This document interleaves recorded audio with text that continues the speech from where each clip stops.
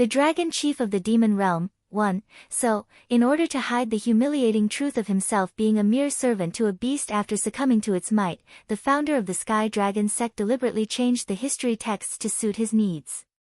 Perhaps it's the boastful talks of his organization taming a dragon or whatever, but the leading grunt now suddenly found himself with courage. Picking up a hefty branch from the ground, he flings it at the family of 3 like a childish taunt. However, before the wooden object could make contact at all, the branch had suddenly halted in midair and swung around like a projectile. This scared the daylights out of the man, of course. Without being able to scream at this horrid sight, the branch had impaled itself into the leading grunt's chest and took his life away. The whole mountain base had fallen into a dead silence over this sight. Not a single person dared to move or utter a single word, that's how horrified they were at the disappearing figures of that family. Plum Mountain. Standing atop of the peak, Ling Qing-chang coldly glares at the gathered group in front of herself. What, does the Grass Heaven sect and Flying Moon sect also want to fight me for the prize? Oh Qing-chang, that's not right in what you're saying. Lord Bao of the Grass Heaven sect sneers at the leader of the Sky Dragon sect. Since when is there a rule that other sects can't aim for the dragon just because you want her? As we all know, the number of demon beasts have been dwindling in the world, especially the dragon race. Now that one is before our eyes, there's no way we would give it up. That's right. Zhong Muqing of the Flying Moon sect also chimes in. Lord Bao is right, there's no reason for us to yield to you, Qing-chang. You may be the leader of the Sky Dragon sect, but that doesn't mean we will do as you wish. What's more, I'm sure the rest of the world will also do the same if they become aware of what's happening here. Hearing the words of these 2 men, Ling Qing-chang's temple immediately furrowed into a knot. There's a gleam of killing intent she's trying to suppress. It looks like the 2 of you have forgotten about my sect's origin. All dragons belong to us and must serve my people. You 2 want to snatch away what is by right the Sky Dragon sect's inheritance. Dream on. The 2 of you don't have that ability. Raising a smirk, this woman then shifts her gaze at the young little girl lying on the ground. This young lass had a very lovely appearance, just that it's marred by the anger-filled eyes staring at the humans gathered around herself. And as a result of the injuries she succumbed to, that face looked rather pale in the reflecting light of the sun. Little girl. Compared with the cold prideful tone she used against the others, Ling Qing-chang of the Sky Dragon sect sounded a lot kinder when facing her prize. These bad people are here to hurt you. Only by coming back to my home will you be sheltered from their evil hands. I don't believe in humans. The little girl huffs and swings her head to one side. Don't worry, little girl, my Sky Dragon sect is known to be very good to your kind. As long as you follow me, then no one can hurt you again. Really? Perhaps it's due to her lack of experience and age, but the lass soon came around and asked with a tinge of hope in her voice, then can you help me find a person? Who? Elated inside, the woman hurries to ask. She's called Bai Yan. That little sister is looking for this Bai Yan. If I have these humans help, then it should make it faster. The dragon chief of the demon realm, too. As for what she looks like, I don't know. The little girl frowns and makes a disappointed face. I only know she looks very good, and that she carries a baby fox around at all times. That fox is very beautiful though, so can you help me find them? Don't know what she looks like. Flashing in the eye like she's come down with a wonderful idea, Ling Qing-chang almost broke out into laughter. What a coincidence, my Sky Dragon sect also has someone that's called Bai Yan and she carries around a fox too. She might just be the one you're seeking. Really? The girl immediately livened up with those sparkling eyes. Little girl, Shui Bao of the Grass Heaven sect could no longer watch this. Using a sarcastic tone, this woman is a very high-handed person. If you do go with her, then you will likely never be able to leave again. First looking at the fleshy-looking Shui Bao, then at the good-looking woman, the little girl subconsciously chose to believe the female instead. It couldn't be helped, looks are everything nowadays, especially when one's in unknown territory. I can go with you to the Sky Dragon sect, but you must let me meet Bai Yan. Little sister is still waiting for that person to go save her.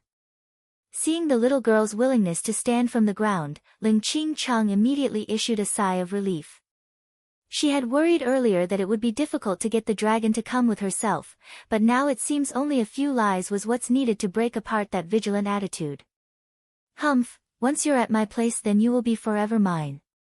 In this life, you will be my most loyal slave. Hold it.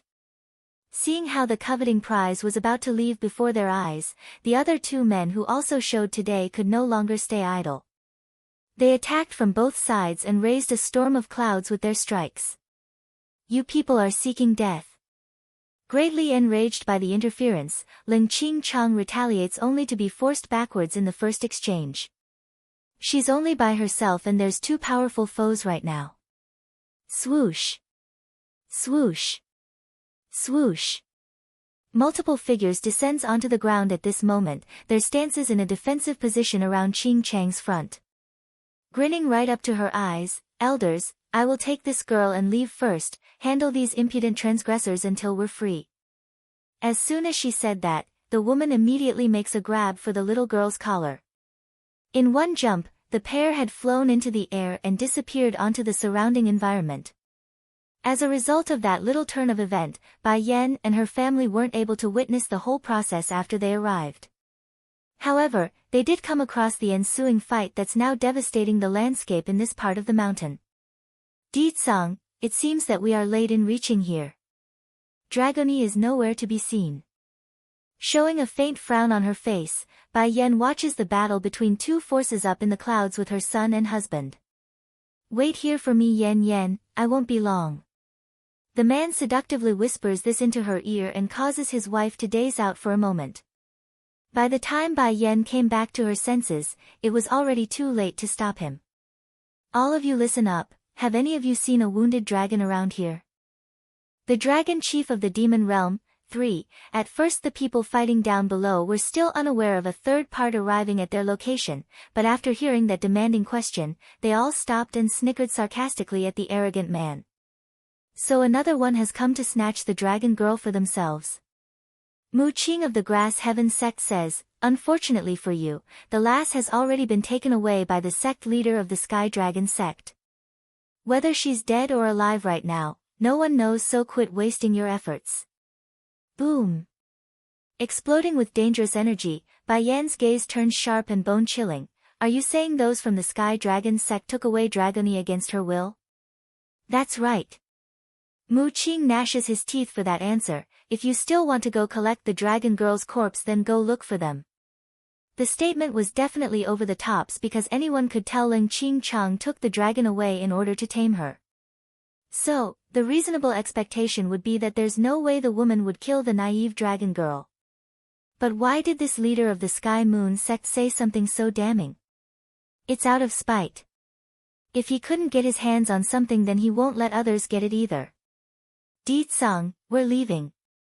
Frosty in her tone, Bai Yan didn't want to waste another second on these people. In her view, if so much as a hair were to be harmed on her adopted daughter then they will pay with their dear lives. Hold it. The elders who came to act as backup for Ling Qingcheng's promptly attacked the family after hearing their intended purpose. Scram. Turning dangerous in the eye, Di-tsang raises a hand and fires off a blast of burning flame of purple at the pursuing group. In an instant, the elder team was incinerated, leaving nothing but a puff of smoke in their wake. Those left behind from the Sky Moon sect and Heaven Grass sect were completely shell-shocked by the picture. The only reason they told the truth regarding Ling Qingcheng taking away the dragon girl was because they wanted this family to act as a diversion. Then when the opening arises, the two would take the opportunity to leave and pursue the dragon on their own while the family stays behind to keep the elders' team company. But who could have guessed the outcome for their plan would be this magnificent? Do we even have a chance to win against such people? Many survivors thought and began to have doubts in their ability. For a time, none had wanted to speak, nor did they move those legs at all. In fact, they didn't even realize it when Bai Yan and her family had gone on their merry way due to being in their own little world. One hand holding his precious wife, the other his troublesome kid who threw a tantrum to tag along, Di-tsang moved at such razor-fast speed that the entire landscape had become a motioning blur. Sadly, despite the amazing pace they went at, there's no one left at the bottom of the mountain after they arrived. Son, call Goldie with your communication stone and ask him to seek your grandfather out. We need to know where that Sky Dragon sect is located. Furrowing her brow at the missed opportunity, Bai Yan's voice revealed a touch of killing intent. Okay, mother. The little steambun obeys the request with glee in his voice. He's very happy to be able to help after forcing his way for the ride. A few conversing dialogues later. Mother, grandfather said as long as we keep going forward then we will find the Sky Dragon sect. Then we'll go now. Back over at the main residence, Yun Feng had just finished communicating with his daughter and grandson when he tossed the communication stone back to Goldie, the gold dragon. Making a confused face of worry, why is Yenner asking about the Sky Dragon sect? Did they offend her or something? Because of Bai Yan's urgency to find Dragoni, the little steambun had omitted the details regarding their new destination and reasoning for going. Yun Feng, did the Sky Dragon sect offend someone? It was then that Chief Wu Wei's inquiring voice cuts in from the back, causing the already perplexed man to get even more agitated. The Dragon Chief of the Demon Realm, towards this father of his, Yun Feng definitely held a certain level of resentment. After all, if it wasn't for this person then he wouldn't have lost his wife and missed out on the important years of his own daughter growing up. However, when he turned around to meet that deliberate flattering smile of this older man, he just couldn't help but soften into a hopeless sigh. The Sky Dragon sect offended Yenner. What did you say? The chief flies into a rage. The Sky Dragon sect offend Yenner? Who doesn't know the girl is my granddaughter? I remember we recently took one of their elders into our ranks because the guy broke into the middle level of the monarch rank. Bring him along and go see what's happening. Yun Feng stared blankly at his old man right now. He wanted to remind the person of Di Tsang and Bai Yan's strength, but against the thought of someone trying to bully his daughter. I'll take people there right away. Giving a supportive nod, I want everyone to know that Bai Yan is my granddaughter, and that no one can offend her, especially that Sky Dragon sect. But just when the chief wanted to say something else and give a few more orders, a delicate voice from the rear had caught him off guard. Grandfather, are you talking about the Sky Dragon sect? Holding a skewer of sugar dates in hand, Di Xiaowan asks with curious light in those eyes. You know about them as well? Chief Wu Wei responds with a tinge of surprise in those eyes. Not exactly, the princess shakes her head, but I do know the current dragon chief had once set up a faction here in the human world. I'm just wondering if it's the same one.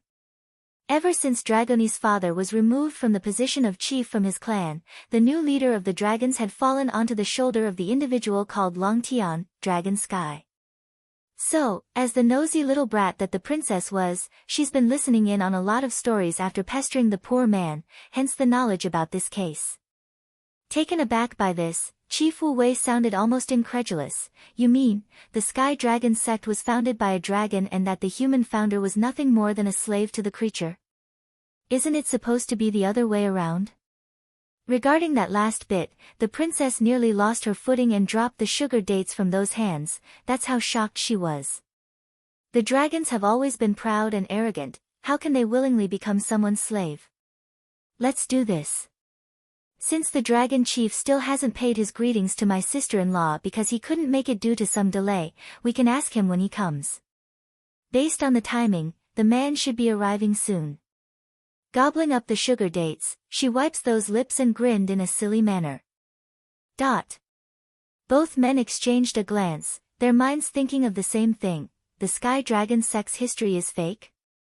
Perhaps it's just a coincidence or that fate likes to play with humanity, but a loud thundering roar of a dragon suddenly rocks the entire estate and sends everyone scrambling for the outside. It's not just the main house who's been alarmed by this magnificent force either, because one could literally hear this from 1,000 miles away. As a result, those elders in closed-door training right now had all broke out of their hiding spots and searched the air for the source. The Dragon Chief of the Demon Realm, 5, have all of the elders come see me right away. Running in with haste, Ling Qing Chang's first order to her people was to summon the rest of the elder team remaining in her sect. In no time at all, a gathering within the conference hall has been arranged. Seated in the middle section, right now, I want all of you to go find a good-looking woman and catch a fox for me. I need her to pose as someone else with the name called Bai Yen. Though the group didn't quite understand their sect leader's order or why it's been demanded, but they didn't object. It's a well-known fact that this Qing Chang was a dictator and wouldn't listen to anyone. Yes, leader. Affirming with a slight bow, they all left to carry out the command. Showing a sinister grin after being left alone, Ling Qing Chang have never lost in this life. Not to mention the dragons should be submitting to my Sky Dragon sect in the first place. If only the founder is still around, then I won't even need to resort to using such means to make those lizards submit. Perhaps it's the thought of her idolized figure, but the cold look in this woman's face had gradually softened up. At this moment 2 disciples of this faction were currently moaning and groaning at the foot of the mountain after being given the order from the higher-ups. I really don't know what the sect leader is thinking. Why would she have us go look for a woman in order to pretend to be someone else?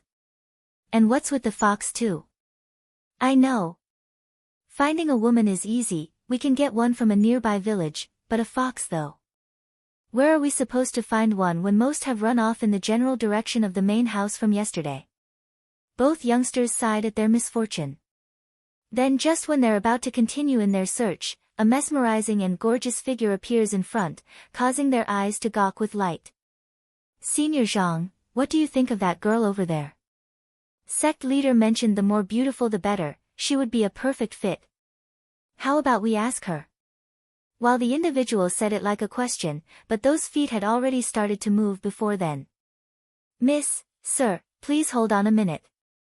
At this moment Bai Yen and Di Tsang were busy rushing up the mountain path when they were stopped by the 2 youngsters. As a result, the woman's brow had furrowed into a knot at the interruption. Miss, I'll introduce myself first. I am a disciple of the Sky Dragon sect. The one on the left loudly proclaims, his face showing pride at his own background. This instantly caught the female's attention despite her initial intent to ignore these 2. Sky Dragon sect. She chuckles dangerously. Not noticing their doomed fate, the youngster continues after getting their attention, yes, I am a disciple of the Sky Dragon sect. This time our leader specifically had us come down to look for a facially beautiful woman to pose as someone. And the job is simple, you only have to gain the trust of a young lass. The sole reason why they didn't bother looking within their own grounds was because of a very simple fact. Ling Qing Chang has always been a jealous person, she would never allow anyone to be more beautiful than herself to take the limelight. Openly frowning now, who are you trying to pose as? It's a woman called Bai Yen. They're all here, one, completely baffled by what she's heard. Bai Yen shows a strange look on her face. The Sky Dragon sect's people want to impersonate me? Papa, Mama, Bai Xiachen speaks while blinking innocently, that Sky Dragon sect should have a lot of fun things there, can we go with these big brothers? At first she didn't quite understand what her son meant by the odd request, but then when she noticed the cunning and sly glint in the boy's pupil, she immediately knew what he wanted. Sure, Di Tsang's speed may be extremely fast and convenient, but that doesn't change the fact they're on limited time and don't know the exact location of the other side's base of operation. Now that someone's willing to lead them there, who would refuse? Hubby, stretching that word out in the most cringe-worthy manner, Bai Yen went ahead to place that arm around her man's shoulder like a happy couple. I also heard of their name. Now that we are here anyways, why don't we go up to the mountain and have a look to grow some insight? This immediately sent the great demon lord numb to his knees from the jumping delight. How could he ever deny her request when she says it like that? Okay. All smiles there when facing his wife, Di Tsang's voice was filled with affection. Towards this picture, both disciples from the Sky Dragon sect were sneering inside after they exchanged a look. This woman really is a country bumpkin. Just hearing about our big name and she's already being moved. No matter, such a thing is more to our convenience. Ahumph. The one on the right wearing the blue robe warns his colleague with a cough to not say more. Later when the sect leader asks, tell her you're my distant relative. We did not find you here at the foot of the mountain, understand? That little comment instantly infuriated the great demon lord's ire. However, Right when the man's about to release some of that murderous aura, the woman beside him notices it and tugged at his hand to halt it. I understand.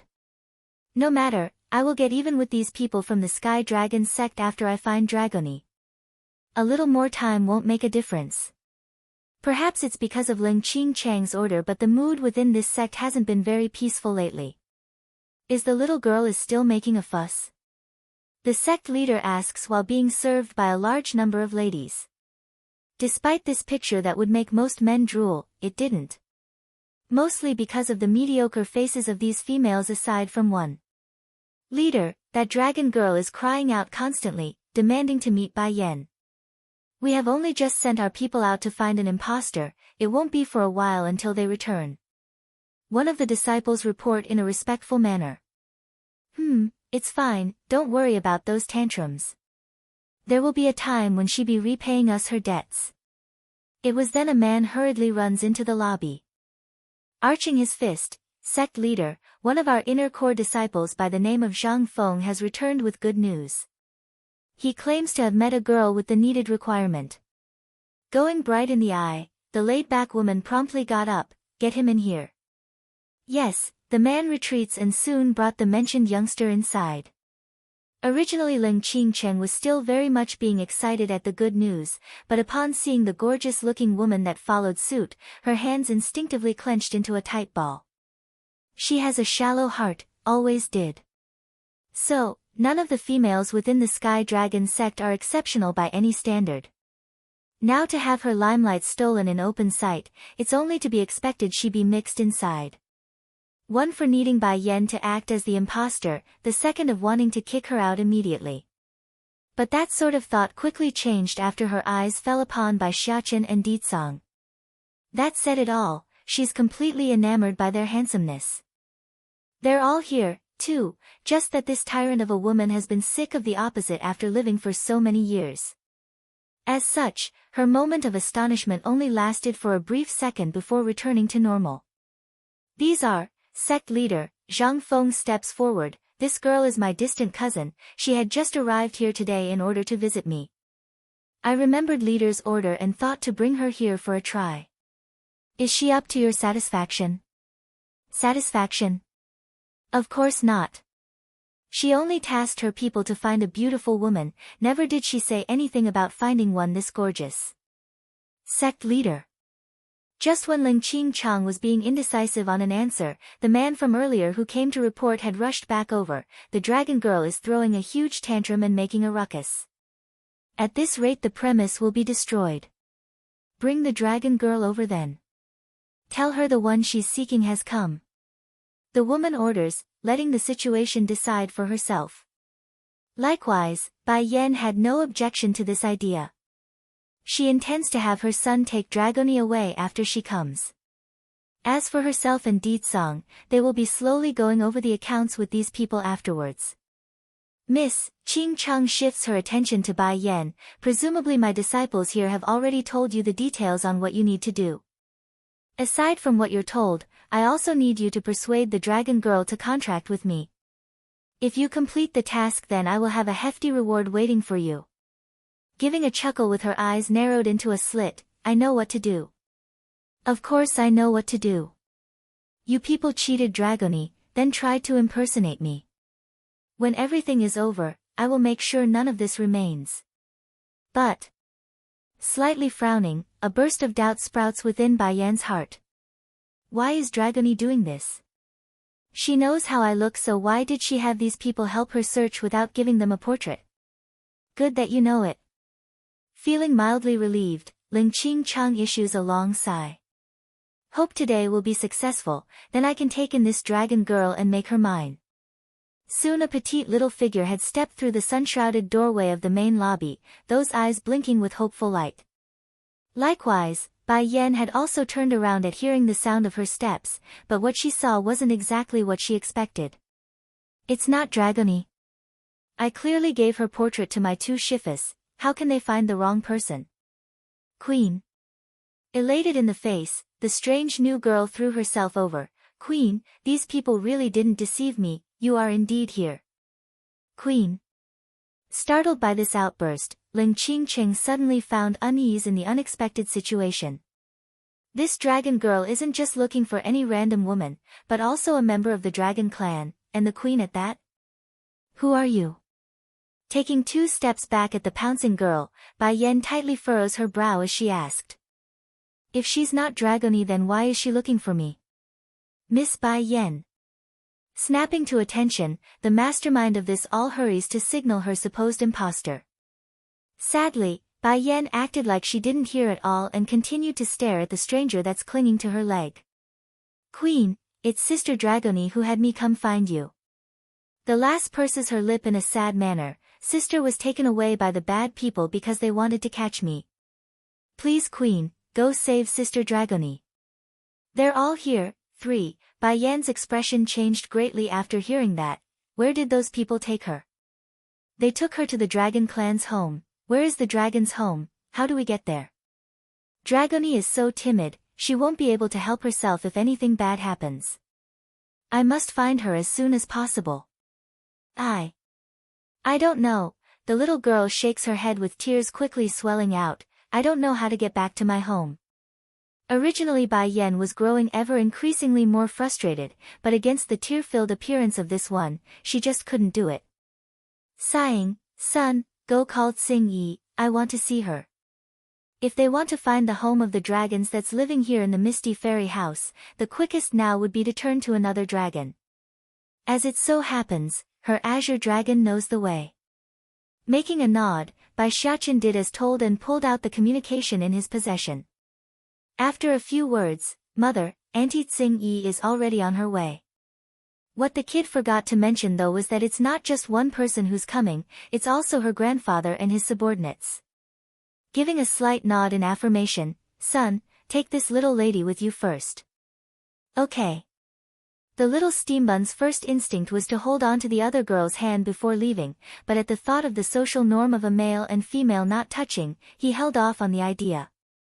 Don't cry, my mother is here now. Your sister Dragony will be alright, so come with me while we wait. Wiping the tears from her cheek, the boy and girl quickly turned away for the doorway. Ling Qingchang could no longer keep still at this stage. Slamming her hand on the chair handle, she snaps to the one responsible for the mess. Miss, what is the meaning of this? It's I who should be asking you what's the meaning of having me impersonate myself. Impersonate myself? Freezing over in the face, what do you mean by those words? No response came, so the woman locked onto the disciple known as Zhang Feng. Didn't you say she's your distant cousin? Falling to his knees at being called out, the sneaky little thing trembled with horror as he scrambled his brain for an excuse. Explain yourself this instant. Where the hell did you find this woman? Those nails were quite literally scrapping against the brown hardwood, causing the room to screech with an irritable scratching noise. Sect leader, the youngster could barely make out his words from all the stuttering. I met her at the foot of the mountain. Idiot. Pang. Sweeping everything that's on the table to the floor, Ling Qingchang roars out, you idiotic thing, how could you not investigate the person first before bringing them inside our sect? And to have her pretend to be your distant cousin at that? After scolding Zhang Feng with her harsh words, the enraged woman now has her attention fully locked onto Ditsang and Bai Yan.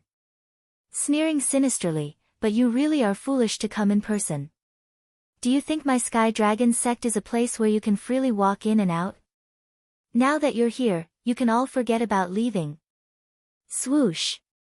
In an instant, countless people descends from the ceiling beams to surround the couple from all sides. Yen, Ditsang's gentle fingers caresses through those silken threads. Can I do it now? Faintly nodding, we've found the person, so go ahead. Although this girl isn't Dragony herself, but there's something good to the success. At least we now know where her whereabouts are. Bai Yan's eye began to narrow in as her menacing anger swelled from within. They're all here. Wait for me. Ditsang's kiss gently falls onto his wife's lip, thus signaling his arm to loosen around that waist and the beginning of their end. For a moment there, under that oppressive aura and overwhelming galore of dominance, none dared to move. They just stared at him and unsure what to do. What are you all doing? hurry and subdue him. Ling Qingcheng snaps out at her people, that face showing utter dismay at the lack of compliance. To be clear, it's not that these people are unwilling to move, rather it's their legs aren't listening at all. Bang! Exploding with bloodthirst, those still struggling to lift their feet were instantly sent to the ground with blood drooling out of their mouth. Perhaps even in death, none of these poor souls would know why they've lost their lives, only that they did. Ling Qingcheng completely froze over this scene. Moving her head mechanically upward to meet those murderous eyes, a gush of panic now grips that heart. You, she finally knew what fear was.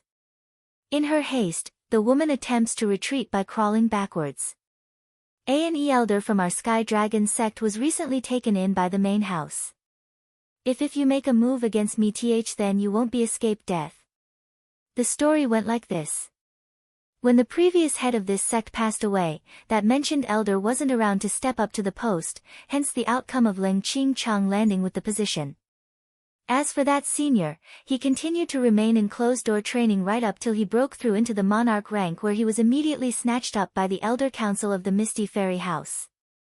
Of course, the senior himself didn't object to the idea and gladly left of his own accord. So one of your elders are now part of the Misty Fairy House. Arching her brow, Bai Yan steps forward with the question, do call him, I would very much like to know which of those old farts are the one you've mentioned. Snickering with contempt at that proclamation, Ling Qingcheng clearly didn't believe what she's heard. Humph, this woman makes it sound like she's seen the Elder Council before. You think getting an audience with the Elder Council is that easy? That you can do so on a whim? Bang! But before her mocking words could be finished, a wave of energy attacks her from behind, causing that already shaken body to fly forward like a ragged doll of spraying blood. At the same time, Bai Yan's feet steps down at the woman's chest after she landed right in front of herself.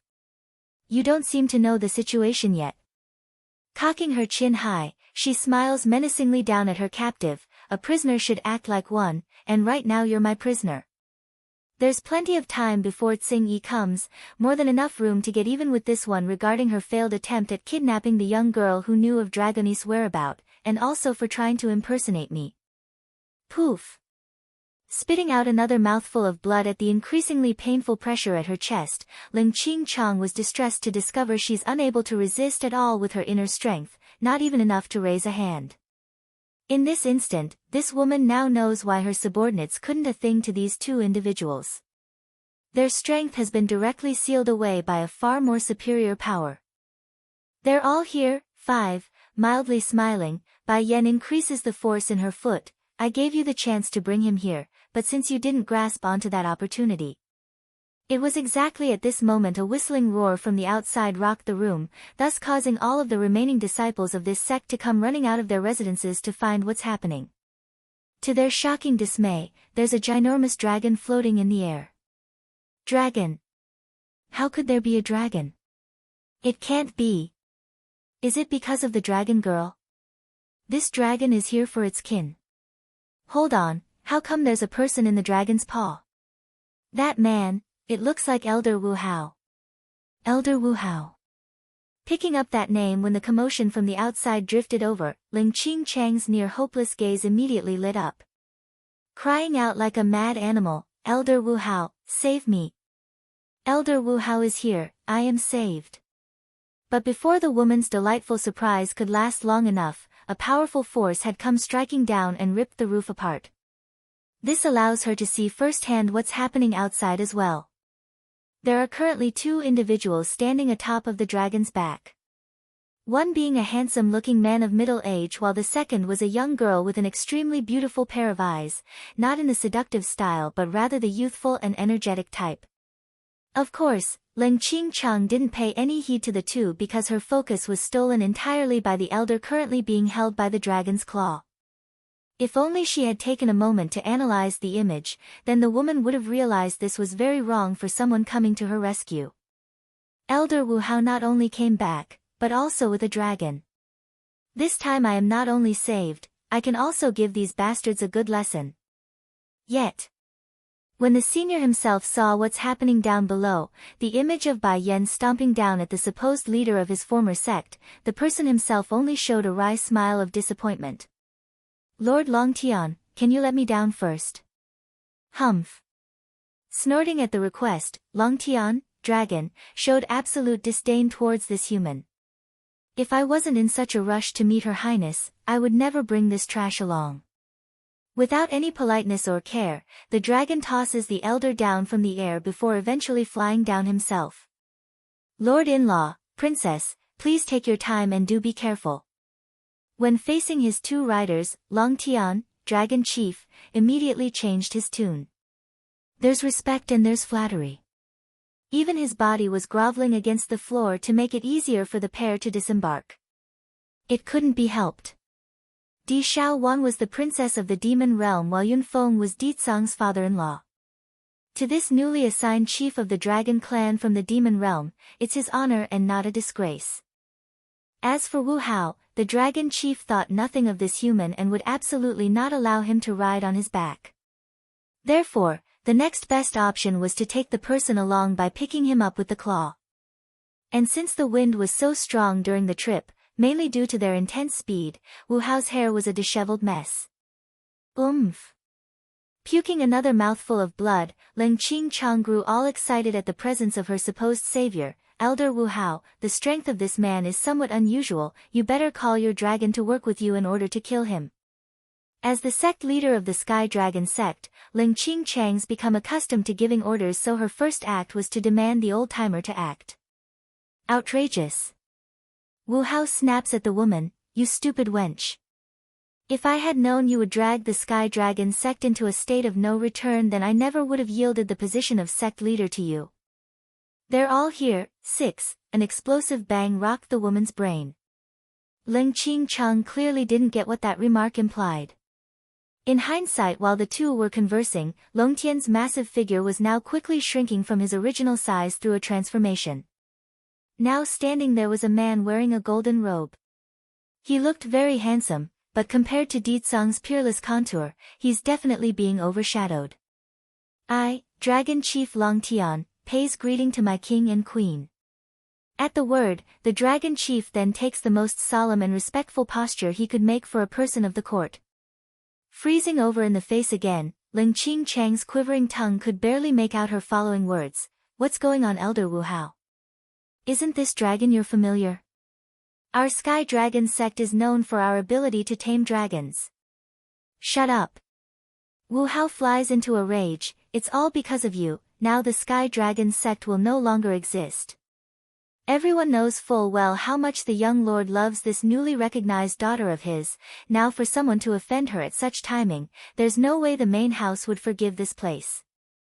But before the ignorant woman could figure out what's happening, or what the meaning of the elder's words were, another bombshell of a stick had come smacking down to send her over the edge. To think that just because I haven't shown myself for many years now some upstart is having the audacity to pick on my daughter. When did my name Yunfeng become so insignificant?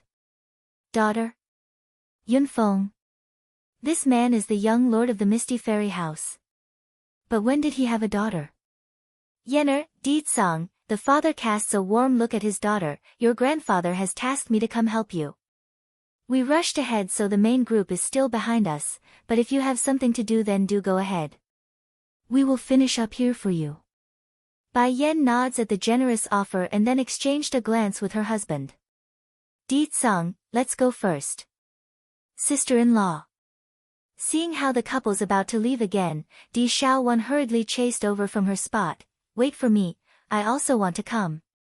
As soon as their figures were gone after disappearing in a flash of light, a raging ball of flame promptly shot down from above.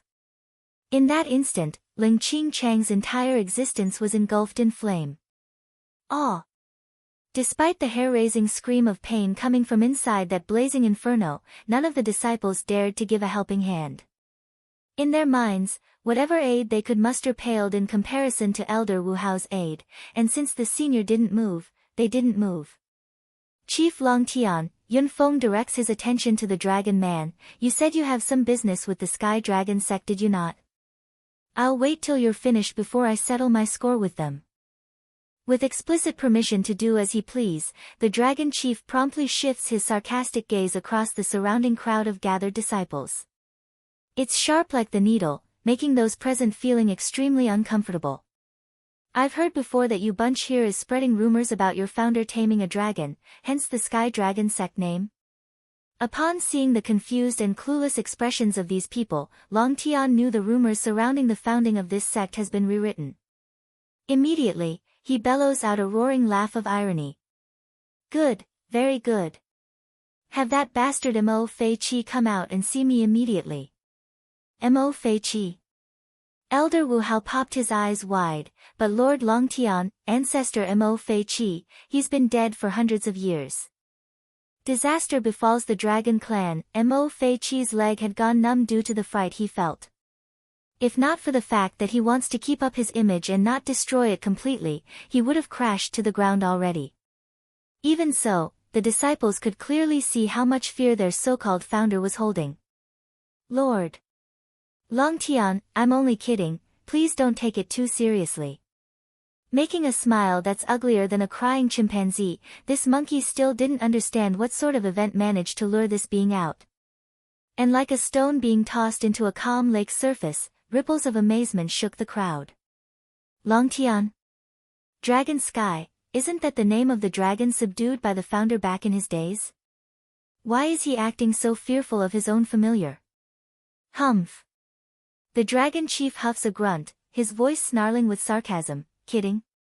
If this was a joke, then why would the history texts be recorded like that? Kidding. To think this old fart would have the face to say that aloud. I also don't believe that this is just a careless joke. Yun Feng also decides to chime in then. There has been no less than a dozen times where I've heard the Sky Dragon sect flaunting to the outside about their history. And according to the textbooks, it specifically detailed Mo Fei Chi's grandiose venture in subduing over 1,000 dragons with his wits and then taming the leader of that pack. Long Tian's complexion was growing more and more ugly by the second. Staring coldly at the monkey, no words were needed to describe the unbridled fury burning within those serpenty slits. Oh Mo Fei Chi, how come I never knew you were besieged by 1,000 dragons? More like you were delusional enough to think you can subdue a dragon and got yourself enslaved instead. And by coincidence, I ended up leaving to the demon realm and allowed you to blemish my name over the years. How are you going to pay for the damages you caused to my name? The dragon chief's voice grew increasingly more aggressive, bordering on overbearing. The monkey on the other hand was doing the contrary. Growing smaller with each word, it's almost like he couldn't even breathe at this point. Since back in the day this Sky Dragon sect was already enslaved by me, I believe there is no need to keep this place around anymore. Whisking his sleeve in a wide arc, flames began to burst from the grounds up, thus engulfing the entire estate in a sea of fire. However, I Long Tian will never kill the innocent. Aside from Mo Fei Chi and Ling Qing Chang, the rest of you are free to leave under the condition that none of you are to proclaim yourselves as the disciples of this sect. Also, if anyone asks of you about the history again, you must tell them the truth. Dragons are very prideful creatures, so there's no way he would allow false lies to continue to spread under his nose. No. The charcoal-looking Ling Qing Chang on the floor screams out, only to be sent tumbling back to the floor by the heat wave. Watching the fleeing disciples under her charge, you people can't go. Even if you do go, at least take me with you. Don't leave me behind. Unfortunately, none bothered to lend a helping hand and instead fled even faster. Finally, the only ones remaining were but a few individuals left on this estate. Aside from the two main criminals for this mess forcibly stayed by the dragon chief, there's also Elder Wu Hao who didn't move. Disaster befalls the dragon clan, too. Lord Long Tian, the monkey's face looked absolutely flustered. Over the years I have done nothing to harm the dragon race aside from taking your name for a little fun. Please, I don't deserve to die. Treat me like a fart if you must, but please release me, I beg of you. No, I have given you a chance before already and you didn't cherish it back then. Now don't blame me for what's to come. Long Tian sneered at the utter shameless appearance of his one-time servant. What's more, the one you offended today is the queen of my demons. Do you think out of personal and business reasons, I would let you go? Now prepare yourself and stop degrading what little face you have left.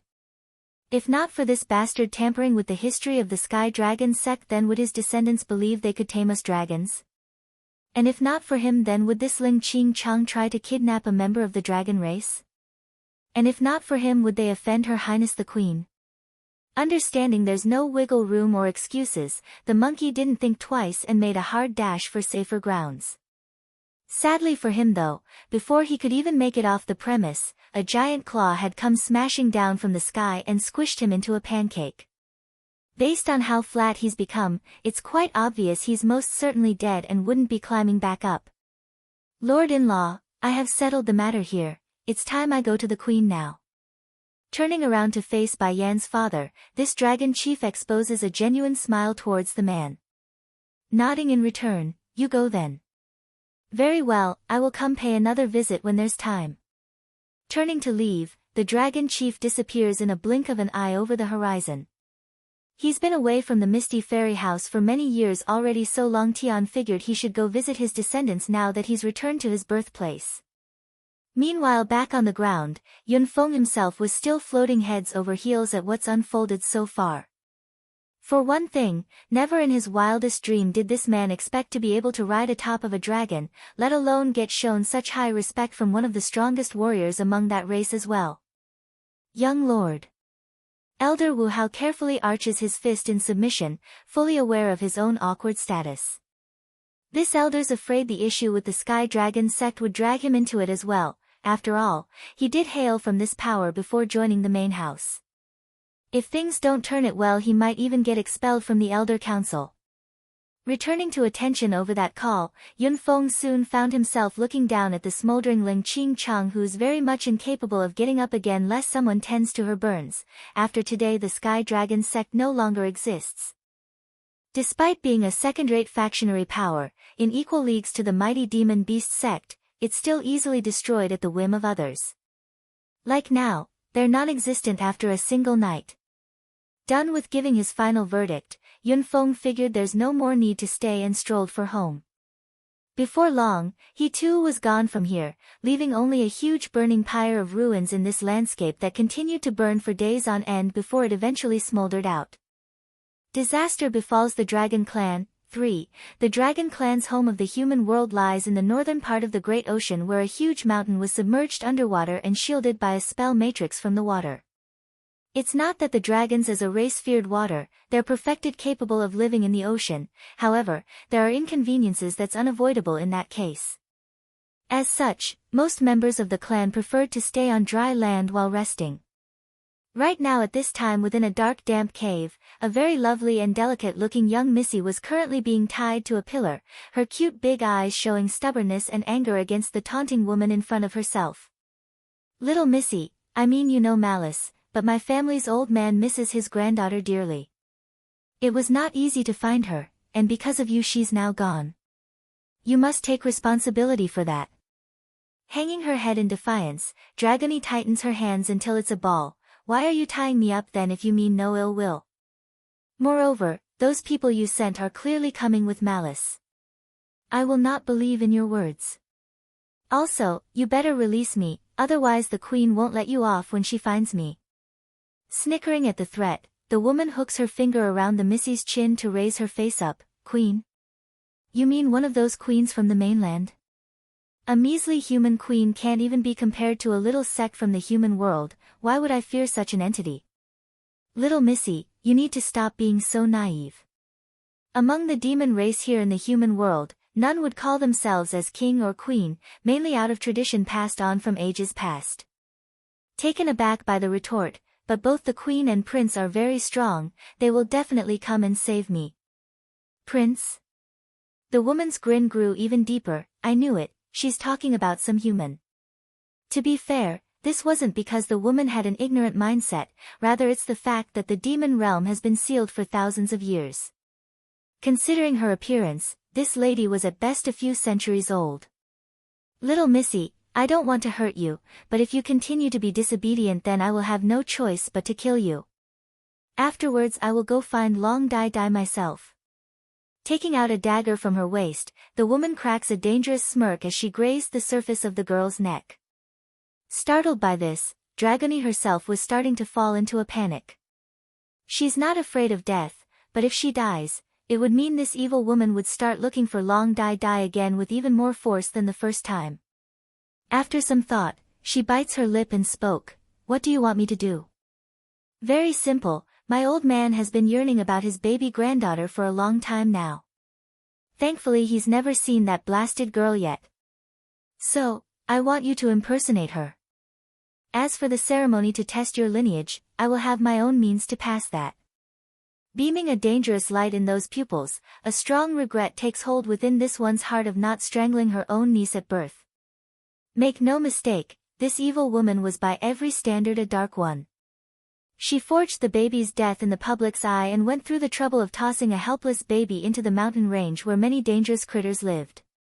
What she didn't expect though was Long Dai Dai surviving and even managed to get the attention of her old man, hence the reason why this filthy woman volunteered for the mission of retrieving Long Dai Dai. She intends to use this opportunity to finish off the mistake she left behind years ago. Yet, the hurdles and troubles just didn't stop. Because of Dragony's sudden appearance, the target was lost and now this evil woman was left with an unknown girl that came out of nowhere. Of course, this wasn't all bad. It didn't matter who it was that she brought back, she just needed someone that she could control. "And if I help you, does that mean you will leave Dai Dai alone?" Dragony asks with a hint of doubt.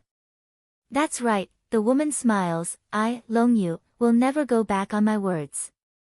If you do as I demand and pretend to be Dai Dai, then I won't force that lass back into Dragon Clan." Disaster befalls the Dragon Clan, for, unfortunately, Dragony didn't notice the insidious light in the woman's eye due to her own woes about Long Dai Dai's safety, otherwise she would never waver in her decision. Gently nodding, "Okay, I agree only if you agree to leave Dai Dai alone." It didn't matter to this Missy anyways. To her, this promise would only be temporary until Bai Yen comes to her rescue. "But," frowning, "can you tell me what is that thing you used against me from before?" Originally these people wouldn't have been able to catch her, however, it was during the critical moment that this woman here with the name Long Yu pulled out something and immobilized the Mrs. body. "Fine. Actually, I don't know exactly what this thing is either. It was by coincidence that I got my hands on this item." Slightly narrowing her eyes in as she held the object up to shine against the light, rumor has it that this is a treasure handed down through the Dragon Clan, a drop of essence blood. Essence blood? Widening her eyes in astonishment, Dragony showed serious doubt at Long Yu's claim. "I don't know the origin of this blood either, probably something a former ancestor left behind." "Can you let me see it then?" After a second of hesitation, the Missy asked. Perhaps it's the successful negotiation, but Long Yu didn't hold back and fruitfully popped the cork to the bottle holding said blood. In an instant, Dragony's body had frozen over due to the emotional feeling overwhelming her heart. To be clear, it's not the sort of limitation experienced by others of lower blood, rather it's of the heart. To describe this feeling would be difficult. There's worship, respect, and perhaps fear. Regardless of the reasoning, Dragony wouldn't be able to tell why she's being so emotional in her current state. "You've seen it now, so eat this pill." Without giving the Missy any chance to refuse, Long Yu promptly stuffed a round beady little thing into the girl's mouth. "Are you wondering what I just fed you? I'll tell you. It's a type of poison I got from a human years ago. If you are obedient and do as I say, then I might just give you the antidote when my goal is achieved. However, if you don't obey though," squinting her eyes dangerously, "expect yourself and Long Dai Dai's fate to be the same, and that is death. This young lass isn't as simple as her appearance implies. I must be precautious." Long Yu still hasn't forgotten their first meeting. Regardless of whichever warrior from her clan it was, they would all inexplicably fall unconscious when attacking this girl. If not for the essence blood in her possession, Long Yu too would have fallen. Dragony on the other hand didn't give much of a reaction to the open threat. In her mind, Bai Yen was omnipotent, so the poison didn't hold much meaning aside from a little inconvenience. "What do you want me to do for you?" Biting her lower lip, the Missy puts on a stubborn face. If you want me to hurt Dai Dai's grandfather then I won't agree, that's even if you poison me, I won't help. Disaster befalls the Dragon Clan. 5. Dai Dai is my good friend, so a good friend's grandfather is also my grandfather. I cannot harm my good friend's family. Rest assured, that old man is my Shifu, so how can I bring harm to him? Twirling the strand of hair in her fingers, Lonyu makes a genuine smile of resentment. I need him to nod in agreement in making my husband the Dragon Chief. That Xing Yi is already gone for 100 years, it's time someone stepped up to the plate. The position of chief has been vacant for many years, yet her Shifu continued to wait for someone that's not around anymore. For someone like Lonyu, whose husband was the closest to grasping onto that post, there's bound to be some friction brewing. After all, that old man was now the only obstacle remaining to obstruct the couple from reaching their goal, because the stamp seal has been hidden away. Even if the other elders agreed, it didn't matter without the precious item. Thinking about this, Longyu's face started to steam. That old thing would rather help outsiders than to help his own. Why must we wait for that bitch Xing Yi to return? Everyone knows it was her who was behind that incident years ago, yet the old thing refuses to listen to reason. I am his only heir now after his son died, I deserve what he has. Grinding her teeth, the woman grew vicious. Now your job is to win his trust and to find out where he hid the stamp seal. Once I get my hands on it, then my husband can become chief, and you shall be rewarded with status and power far beyond whatever that human queen can give you. Us dragons should never submit to those useless mortals, understand? You mustn't talk bad about Her Highness. Exploding like someone that's eaten a firecracker, the queen is the nicest and kindest person in the whole wide world. It's the Dragon Clan who doesn't deserve to follow the queen, not the other way around. Going stiff in the face, Longyu was very aggravated by this blatant display of defiance. If not for the usefulness of the young Missy here, she would have slapped the girl across the face already. I'm only blabbering a few words of complaint, why are you so bothered by it? I won't permit anyone to insult the queen. If you say another word about her, then I won't help you. Just poison me to death if you must. You, the woman almost turned livid at being threatened instead. As the old saying goes, the little ones are the easiest to manipulate, however, they're also the easiest to throw a tantrum and could be quite stubborn at times. Okay, I won't talk bad about your queen anymore, is that good with you? Inhaling deeply, the woman collects her thought. Prepare yourself, I will take you to meet the old man today. Just wait until I get my hands on the stamp seal, I will deal with you then. Cutting apart the ropes binding Dragoni to the rock, Longyu gestures for them to leave the cave. Someone come. Take her to change out of these clothes, and also go inform the old man that we've found his granddaughter. Along the coastline of the Northern Sea, Bai Yan has her gaze fixed onto the vast body of water that's seemingly endless to the naked eye. Batty father, mother, are we not going to keep moving? Bai Xiaqin's face was full of doubt as he looked up to his parents. Xing Yi, give me the herbs my father had you bring along. Mistress, are you going to refine the medicine to heal my injuries now? Lighting up in the face, the dragoness asks with hope in the voice. I and the Dragon Clan here have a lot of debt to go over. Dragoni is the first one, you are the second reasoning. Showing a dangerous smile that she meant business, son, take Dai Dai with you and go find Dragoni. I need to upheaval this entire North Sea, so I'll leave that task to you. Disaster befalls the Dragon Clan. 6. If the other side were to be humans, then Bai Yan would perhaps be worried. However, dragons are also demons at the core, meaning the effect of the boy's lineage also applies. Well, that was unless the foe started using clone substitutes, then that would be an issue. Thankfully this wouldn't be a problem since the dragons in the human world aren't that powerful, nor do they possess the needed knowledge to perform such a skillful art. Okay, said the little steam bun with the biggest grin that could come of a sly fox. Dai Dai, come, we will go find Dragoni on our own.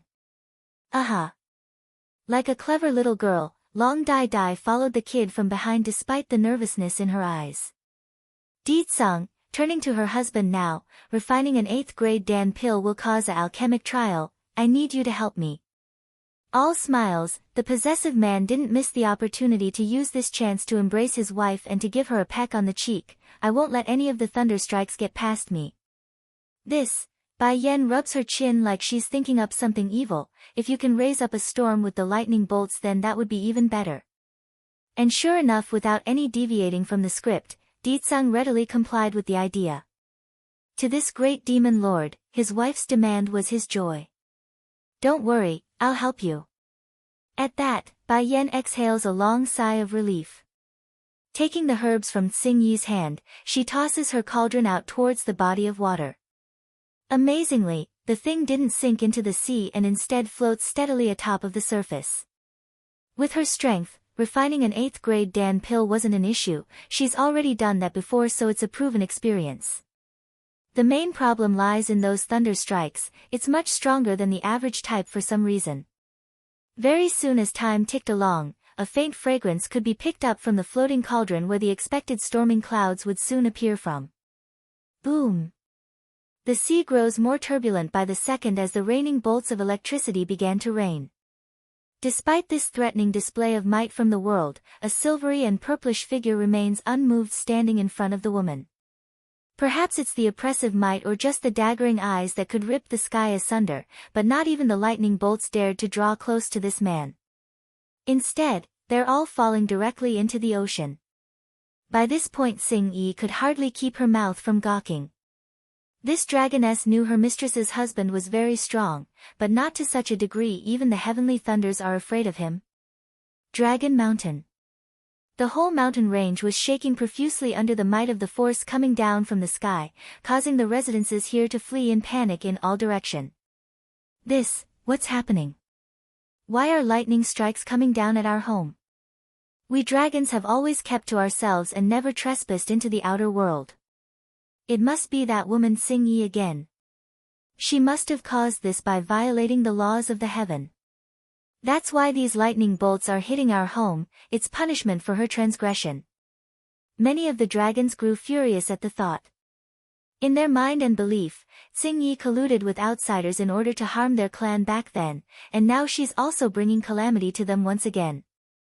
However, maybe it's the rage and urgency of the situation, but they apparently forgot something crucial to their theory. If it's because of Xing Yi, then why would the lightning strikes hit them at the Dragon Mountain? No, something's not right about this lightning trial. One of the more senior of the dragons here stood out to speak. Frowning, this is more like a human trying to refine an 8th grade Dan pill. It's not the same.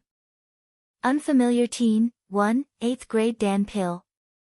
Who is so bold to try something like that within the range of our home?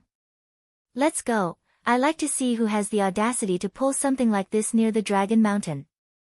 Another elder speaks up, his eyes glowing red from anger. It looks like just because us dragons haven't been out for so long that others are holding us in contempt. We will show that human alchemist what it means to earn the ire of those whom they shouldn't mess with. When the senior's words came out, others quickly came in support. Eventually one of them had come before the spell matrix holding up the barrier that's in charge of keeping the underwater mountain secluded from the outside world. After a few hand gestures, the barrier was released. Unbeknownst to these lizards though, right when the spell matrix was lifted, two little fellas had snuck into their home using this opening. Back over at the shoreline, the entire landscape was now searing hot under the intense heat wave created by the steaming water. And like before, Ditsang stands ready to fend off any harm that might come his wife's way. For example, when one of the boiling bubbles popped and released a splattering burst of burning sprinkles into their path, the man immediately blocked it with a whisk of his sleeve. Arg! Suddenly, a raging howl of anger explodes from under the water, causing everyone to shift their gaze over to said patch of water. Xing Yi. When the group of dragons emerged from underneath and saw the familiar woman, their first reaction was to call out her name. You traitor, how dare you return? In light of the expressionless face she's making, the dragoness's tightly held fist said it all. For this once proud member of this clan, Xing Yi couldn't say she's without feelings for them. However, her present loyalty lies with Bai Yan now. If there's someone she needs recognition from, then it's from her. Impudent. Goldie flies into a rage, roaring out, How dare you speak to Mistress Tsing-yi like that? Humph, sneering, the senior dragon leading the charge snickers derisively. It seems Tsing-yi isn't the only traitor around here. You two younglings are also part of her. There's fire in both Goldie and Silvery's eye now over that comment. Yet, when they wanted to attack, it was Tsing-yi who stopped them by holding up a hand. Step down, she orders with a stern voice. Though unwilling, both of these young dragons would never disobey the dragoness. Returning to their original post, they acted like two guardian gods, one to the right and one to the left. Elder Longhang, Elder Longyan, this time I returned is because the clan took away one of my mistress's people. We are here to take her back. The one she must get payback on wasn't present, so Tsing-yi didn't want to spend too much time dealing with these members of her former clan. Longhang guffawed a laugh at that. Tsing-yi, you have already recognized a human as your liege, do you still deny being in collusion with their kind? Also, we do not have the person whom you want. If you think you can use such an excuse to get into the dragon clan to harm us again, then think again. Unfamiliar teen, too, the senior's voice was full of anger and his eyes beaming with killing intent. Fortunately, we have already rearranged the great barrier around the dragon mountain. Even if you do want to enter, you won't be able to. Then after his proud speech, Longhang shifts his attention to Ditsang and Bai Yen. Since the two of you have the nerve to come make trouble for us dragons, then you don't need to leave either. Originally Ditsang wouldn't have bothered to instill his ire upon some clowns, but this was his wife they're talking about. That's a huge taboo in front of this great demon lord. Turning to face these couple of old seniors, the man's gaze was overbearing and horrific upon contact. Pretty much it's chilling to the bone, like he's death incarnate itself. For the two leading seniors like Longhang and Longyan, they both gasped at the incredible level of pressure coming their way. As for the other followers that joined in on this witch hunt, they weren't so fortunate. As weaker beings compared to the two, they couldn't resist that intense aura and promptly collapsed to the ground like someone just swatted them to the floor. If you won't let me and my queen leave, then as the king, it's only proper I comply with those beneath myself. Now I won't leave even if you beg me to go. You, Longhang shuddered, his eyes looking up in horror. This man, he's not human. What's more, his identity within the ranks of the demons must be extremely high, otherwise why would his bloodline pressuring be so strong? You are, from the demon realm? As one of the oldest ones here, Longyan did have some more insight regarding the other realms. What? Longhang exclaims over his partner's words, he's from the demon realm? Impossible, why would someone like that appear here of all places? And how did he get involved with Tsing-yi, that traitor? Emotionless and his face still, I did not intend to meddle with the affairs of this dragon clan, nor do I care. However, Tsing-yi is my queen's people, and she has some business to settle with you lot. King. Queen. Everyone, including those clueless to Ditsang's identity, was shaking tremendously, one for his immense power and the others for his status. Others may not know this, but the two leading dragons here definitely did. No one within the demon race was permitted to proclaim themselves as king or queen, the only exception being the royal family currently residing in the demon realm. Finally, it was then a faint voice rang out from the side. Showing a satisfied smile, Bai Yen removes the lid from her cauldron and tosses the precious pill over to Tsing-yi. Eat this now and activate your energy to circulate the effects across your entire body. It will slowly help you heal those injuries. Thank you, mistress. Taking the medicine with elation in her voice, mistress, shouldn't we go search for your people first? I can take this medicine later if we need to. That's not a problem, Xiachen will be able to locate Dragoni on his own. Arching a brow, and, the sooner you take this medicine the better. The effects will be more prominent this way. Tsing-yi didn't hesitate any longer after hearing those words. Crossing her legs, the dragoness's aching body gradually began to recover. Unfamiliar teen, 3, Yen, what do you want me to do with these people? Raising a seductive smirk, Ditsang once again wounds that perverted hand around his wife's waist with a good part of it touching her butt. I want to know what happened back then. Who is it that framed Tsing-yi as a traitor? All cold in her face, Bai Yan asks.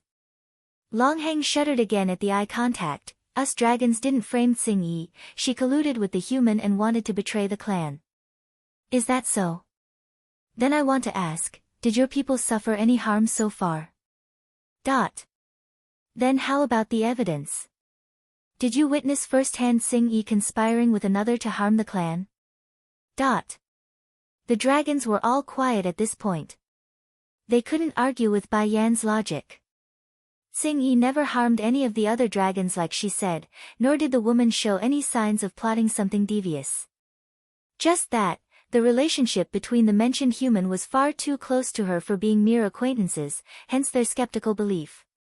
To be perfectly honest, not even these dragons here knew why they're acting this way aside from their inherent dislike of humankind. Hubby, Bai Yan makes an unreadable smile at her man, how come I didn't know us humans have such a notorious reputation among the demon race? By merely being in contact with one is considered a traitor? If that's so, you marrying me is equivalent to betraying the entire demon realm, is that not so? Originally the great demon lord was heads over heels at being addressed in that manner, but at hearing the dangerous implication of his wife's words, he immediately grew stiff and used his killing aura to cover the entire group of impudent lizards. Who would dare? The entire demon realm is yours, so that doesn't stand. Under that intense stare, Longhang could literally feel his hair raising up from his skin. As a result, this old dragon didn't even want to meet that gaze and hung his head as low as possible in order to reduce his own existence. Longyan on the other hand wanted to explain some more. Unfortunately for them though, right before he could utter a single word, a loud whistling sound cuts him off and out came a booming figure of a golden dragon quickly closing in the distance from afar. This creature was very large, much larger than any of the dragons here. And when he arrived to transform into his human form, the man promptly got onto his knees to pay respect to Ditsang. King, Queen, your loyal retainer Long Tian is here to pay his utmost respect and to report that the matter with the Sky Dragon sect is now resolved. The two elders of the dragon clan started to stare wide-eyed at each other. There's shock, but mostly it's disbelief at who they're seeing. Ansas. Ancestor Long Tian? Didn't Ancestor Long Tian go to the demon realm? How come he's back here in the human world? And he's so respectful to them. It can't be, these two are really royalty from the demon realm. All of you've got some guts now, to think you bunch would start taking the queen's people when I'm not around. Sneering in his face, Long Tian scans the group that's either sprawling on the shore or in the water. Wiping some of that sweat, Longhang wanted to explain, but we haven't taken anyone. It's been many years since we went outside. The queen's people aren't human, she's a dragon like us called Dragoni. If you really did take her 10, bring her out immediately. Dragoni? Both elders exchanged a look, their voices spluttering. Ancestor, the clan doesn't have anyone by that name, you sure, you're not mistaken? Long Tian. Just when the dragon chief wanted to continue his reprimanding words, Bai Yan has had enough and decides to join in. Leave them be, my son will find Dragoni.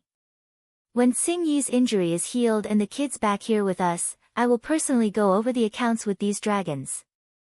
Unfamiliar teen. 4. Bai Yan doesn't care whether or not these people were blindsided by the mastermind behind Xing Yi's bad name, nor does she care if they know where Dragoni was right now, all she knows was that they won't get away for what they've done so far. Dragon Valley.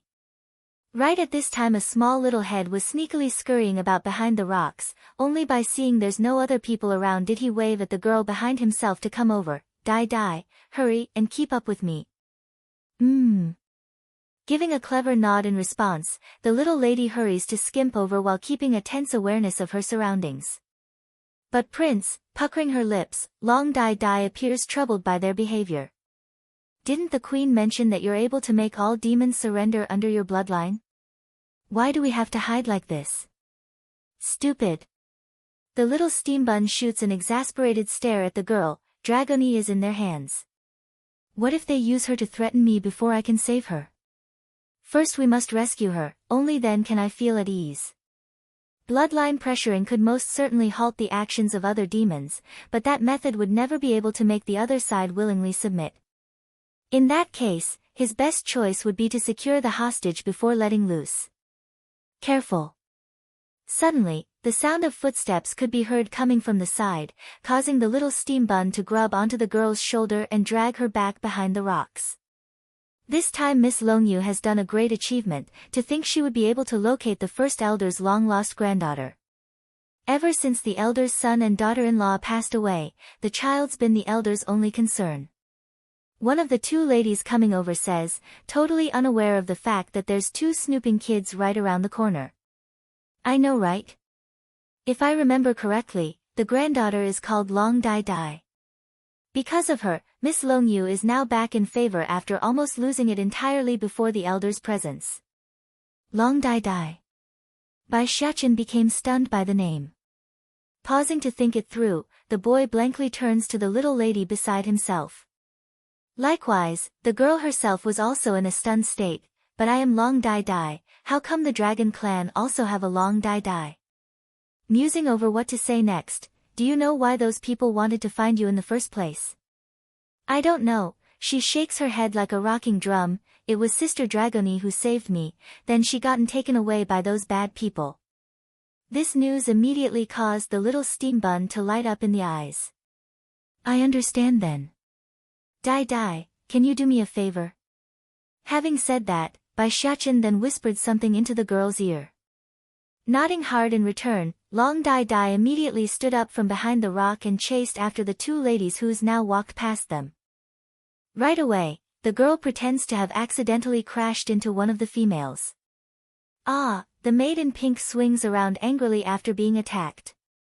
To her surprise, despite the initial urge to yell out in curses, an adorable-looking pair of eyes had met her own, causing that heart to melt away. I am sorry, Long Dai Dai timidly lowers her head in apology, I didn't mean to. Collecting herself, the maid in pink quickly changes her tune at this picture. Little girl, whose child are you? Don't you know it's reckless to run around like this? Pursing her lip in a pitiful manner, I heard the first elder's granddaughter has been found, so I got curious and wanted to come see. But when I came around here, I realized I forgot the way to the elder's courtyard. Big sister, can you tell me how to get there? Unfamiliar teen, 5, the maid in pink breaks out into laughter at the frank answer. There aren't as many rules within the dragon race, so she readily pointed in the needed direction. From here, go forward 300 meters, afterwards turn right and you will find the first elder's courtyard. But whether or not the elder will see you is his choice, little girl. I won't be able to help you there. Thank you, sister. Showing a sweet innocent smile, Long Dai Dai shot a glance back to the rock behind herself before seemingly running off in the referred direction. After the two ladies left, Bai Xiaqin figured it's safe now and came out as well. He didn't waste any time and chased after his friend that went ahead. Back over in the first elder's courtyard, a big gathering was taking place, many showing heartfelt smiles or making flattering congratulatory messages. Congratulations to First Elder, you've finally found your granddaughter. In particular is how beautiful this Dai Dai is, she will certainly become the #1 beauty of our clan when she comes of age. Compared to Tsing Yi from 100 years ago, she will surpass her and more. In the face of all those compliments, the first elder only retained a blooming smile on his wrinkly old face. It's been hard the senior turns to his disciple, if not for you, I fear me and Dai Dai would never be able to meet in this life. Returning a shallow smile of her own, the wretched Longyu had no shame in what she said in return. Oh Shifu, for you, I will go through a mountain of knives and walk through fire if I have to. I know you have some misconceptions of me before, but now I've thought it through. From now on I will listen to Shifu's word. Hearing the kidnapping woman's lies and deceits, the first elder definitely relaxed somewhat inwardly. Perhaps I really misunderstood her. First elder, you really took a wonderful disciple. I heard in order for Longyu to find your granddaughter, she had to fend off multiple powerful humans during the rescue effort and even nearly lost her life in the process.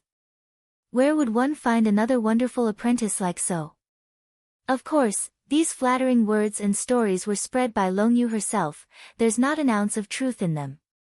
Nevertheless, it doesn't change the fact that the shameless woman was delighted to hear it in earshot because it shows how trustworthy she was in front of the old man she's trying to sweeten up for the upcoming scheme.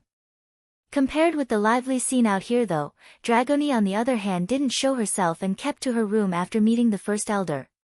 Perhaps it's the part of herself that didn't know how to confront Dai Dai's grandfather, but the Missy felt wrong seeing the senior using her friend's identity. Who? It was then a sudden noise from the outside causes her to jerk up in alarm. Who is outside the door? Creak following the opening of the door, an unfamiliar teenager walks in. Fair-skinned with a thin eyebrow, this young man wasn't gorgeously handsome by any means, yet he's still quite the looker for his standard. You're not a dragon, who are you? Dragoni frowns and asked with intrigue. I'm here to take you away, the boy's voice was crisp and sound. Take me away. Blinking her big blue eyes in confusion, Dragoni eyes the human teenager with curiosity. Why would you take me away? I know you are not Long Dai Dai but rather a stranger kidnapped by Long Yu. I don't care what sort of backgrounds you have nor does it matter to me, I only want to go against that Long Yu. A flash of rage flickers with the youngster's eye. I've been lurking here in the dragon's home for over a century. Now that I've gathered enough evidence, it won't be long before I confront her. Until then, I will send you away first. Unfamiliar teen, 6, I won't go, someone will come save me. Dai Dai should have informed Her Highness by now. What if she comes after I leave? Besides, I won't be in any danger for now while staying in this place. Why should I follow a stranger and leave? Are you stupid? The teenager huffs and puffs. This dragon mountain is underwater and sealed within a barrier. Who is going to come save you? Swinging her head to one side, the Missy gets stubborn with those puckering lips. She is very strong, so I'm going to wait for her to come find me. How can you be so stubborn? The youngster stomps his feet in frustration. What I'm going to do next is to expose you as a fraud and not the first elder's granddaughter. Do you think the dragons here are going to let you go afterwards? He doesn't want to involve the innocent, that's why he's here to bring the Missy away before it's too late. What he didn't expect though was the stubborn nature of this lady. Hey, Dragoni suddenly turns back to the teen with curiosity. Little brother, can you tell me why you want to deal with the dragon clan here? Do you have some sort of grudge against them? Taken aback by the sudden change of topic, the teenager lowers his head in contemplation. Moments later, he quietly mutters the answer. Truth is, I'm waiting for someone. Is it little brother's lover? No, the teenager shakes his head in denial. She's a good friend of mine. Back then we would talk about anything and traveled the world in good company. Then one day one of the dragons here framed her, saying she colluded with me and intended to plot against the dragon clan. How ridiculous, I never wanted to harm them or anyone for that matter. In the end, those old bastards believed those lies and betrayed my friend. They wanted to kill her. Slowly closing his eyes, the teenager revealed the sort of long-standing pain that could only come of someone whom lost an important friend. I want to avenge her, make those people who hurt her pay the price and to make those old bastards regret what they done. Showing a razor-sharp glare upon opening his eyes again, this man intends to see through his resolve to the end. That person, are they related to Long Yu? Pursing her pink little lips, Dragoni asks inquisitively. Yes, it's Long Yu and her husband who framed her. Their aim is to kill her and then take over the position as the chief. The teenager's face grew cold and seething. So, can you leave this place now? I don't want to hurt any innocent in my plan. This lass is also a pitiful being. First she was kidnapped by Long Yu here, then she was forced to take up another's identity. The least I should do for someone like this is to get her out of here before things blow up. In light of the good reasoning, Dragoni remains stubborn in that shaking head. I won't go. Little brother, you don't have to worry about me, Her Highness will come for me and she can also help you. The teenager makes an impatient frown. Do you not understand my words? No one can come here to the Dragon Mountain. How are they supposed to save you when they're unable to come? If you want to live then the only way is to leave. That won't be. Her Highness is the greatest, there's nothing she can't do in this world. Sparkling with light in those eyes, Dragoni showed worship when thinking of Baiyan's face. This immediately causes the teen to deepen that frown until it's bordering on the level of anger. Slowly coming forward, if you won't listen to reason then I can only do this. Forgive me. Right when that hand was about to strike down at the girl's neck to knock her out, a loud bang from behind blows the door open. Immediately, a childish and angry voice cuts in to bring them to attention. Stop it. What are you planning to do to Dragony? Pang. And before any reaction or explanation could be given, a brick had come flying over from the door and landing directly onto the teen's forehead like a missile. This promptly left a gash on that head and a long line of blood trickling downward. Bai Xiaoqin's here. Prince? Watching that little boy wearing the purple brocaded robe, Dragony could no longer hold back her emotions and threw herself into those arms. Your Highness, I knew you would come save me, I just knew it. Those bad people bullied me. Wohu. Despite the strong front this little missy was trying to portray, she soon fell into a sobbing fit after not finding Bai Yan's presence. Where's Her Highness the Queen? Bai Xiaoqin had never been very good with the opposite sex's tear. Instead of reprimanding the girl like he initially wanted to do, he started to flail his hands around wildly in the air because he was failing miserably at comforting this lass. Don't cry anymore, my mother has something to deal with so she'll be running late. Come with me, we're leaving now. Taking Dragony's hand, the little steam bun forcibly heads for the door without giving anyone a chance to refute his decision. Perhaps it's the fact that there's someone she knows here now, or it's just that the other person was Bai Xiaoqin, but the missy was no longer acting wayward or stubborn like earlier. Now, there's only a well-behaved little girl following orders, a sharp contrast to her usual behavior. Meanwhile in the back, the teenager was gawking his eyes out at this picture to the point where he's forgotten the pain on his forehead. How come this lass wasn't this timid and well-behaved when I was talking to her? Wait a minute. Suddenly realizing what they're doing, the teen hurries to stop them. Meeting the teen's gaze after turning around, Bai Xiaoqin was the first to speak. What do you want? If you are planning to bully Dragony again then think again. No, the teen shakes his head. I don't know how you slipped in here, but it's not that simple for you to leave. Don't worry though, I have a way to get all of you out of here without being detected. Puckering his lip to one side like an adult, the little steam bun clearly didn't believe that. Mother said nothing is ever free in this world, especially the kind that comes out of nowhere. We are not related or anything, why should I believe you? The teen became gobsmacked by this retort. He never thought this kid would be even more difficult to work with than the girl. What's more, Bai Xiaoqin shows off a brilliant smile that only got improved by his innocent yet dazzling grin. When did I say I want to sneak out of the dragon clan's home? Dismayed by the comment, the teen didn't know what to make of this. If this kid isn't here to take the girl away then what is he doing here for? You didn't come to save her. He points his finger in a dumbfounded manner at the girl before turning it back to the kid in an accusing manner. I did come to save Dragony. The little steam bun raises his hand and the girls up to show they're together. However, she's been wronged by these lizards so I will get them back for her. When the boy made that claim, there's a beam of conviction that suddenly surfaced and blinded the teen's perception of what a young child should be. Even so, the stranger still wasn't convinced and wanted to grab onto the kid's shoulder to stop him. Little guy, don't be impulsive, these dragons are all very powerful. With your meager strength, you won't be able to deal with them. He honestly didn't want to see a young child running off to certain doom. But before anything could be done, Bai Xiaoqin had already run out of the room with the girl in tow. Dragony, you wait here for me with Dai Dai. Despite his young age, the kid was already showing the dominance of what's needed to be a true king like his old man. Releasing a strangely intense aura that felt threatening while also weak at the same time, all of you lizards living here in the Dragon Mountain, get your butts out here this instant. Back over in the rear, the teen was nearly in tears due to the audacity of the boy. He could barely keep his legs straight at the moment. How can this kid do something so crazy? He's summoning everyone here at once.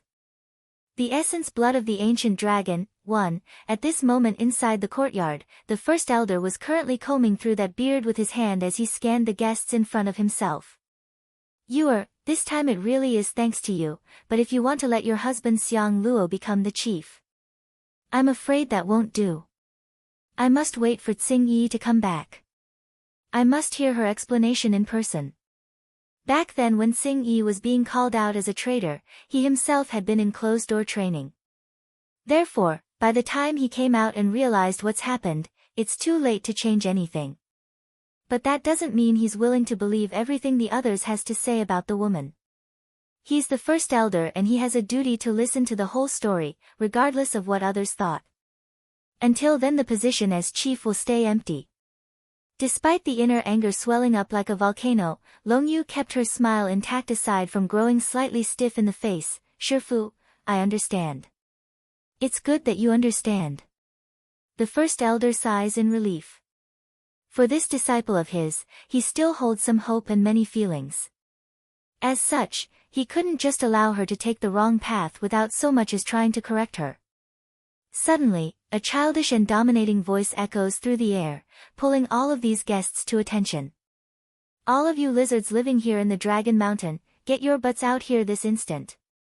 Due to this shout, the entire courtyard had fallen into a deadly silence. Eventually the more senior dragons had come back to their senses from the initial shock. Roaring out, "Who dares to come make trouble at the dragon's home? Their clan has settled here in the North Sea for over 1,000 years, this would be the first time someone has the audacity to openly provoke them at the Dragon Mountain."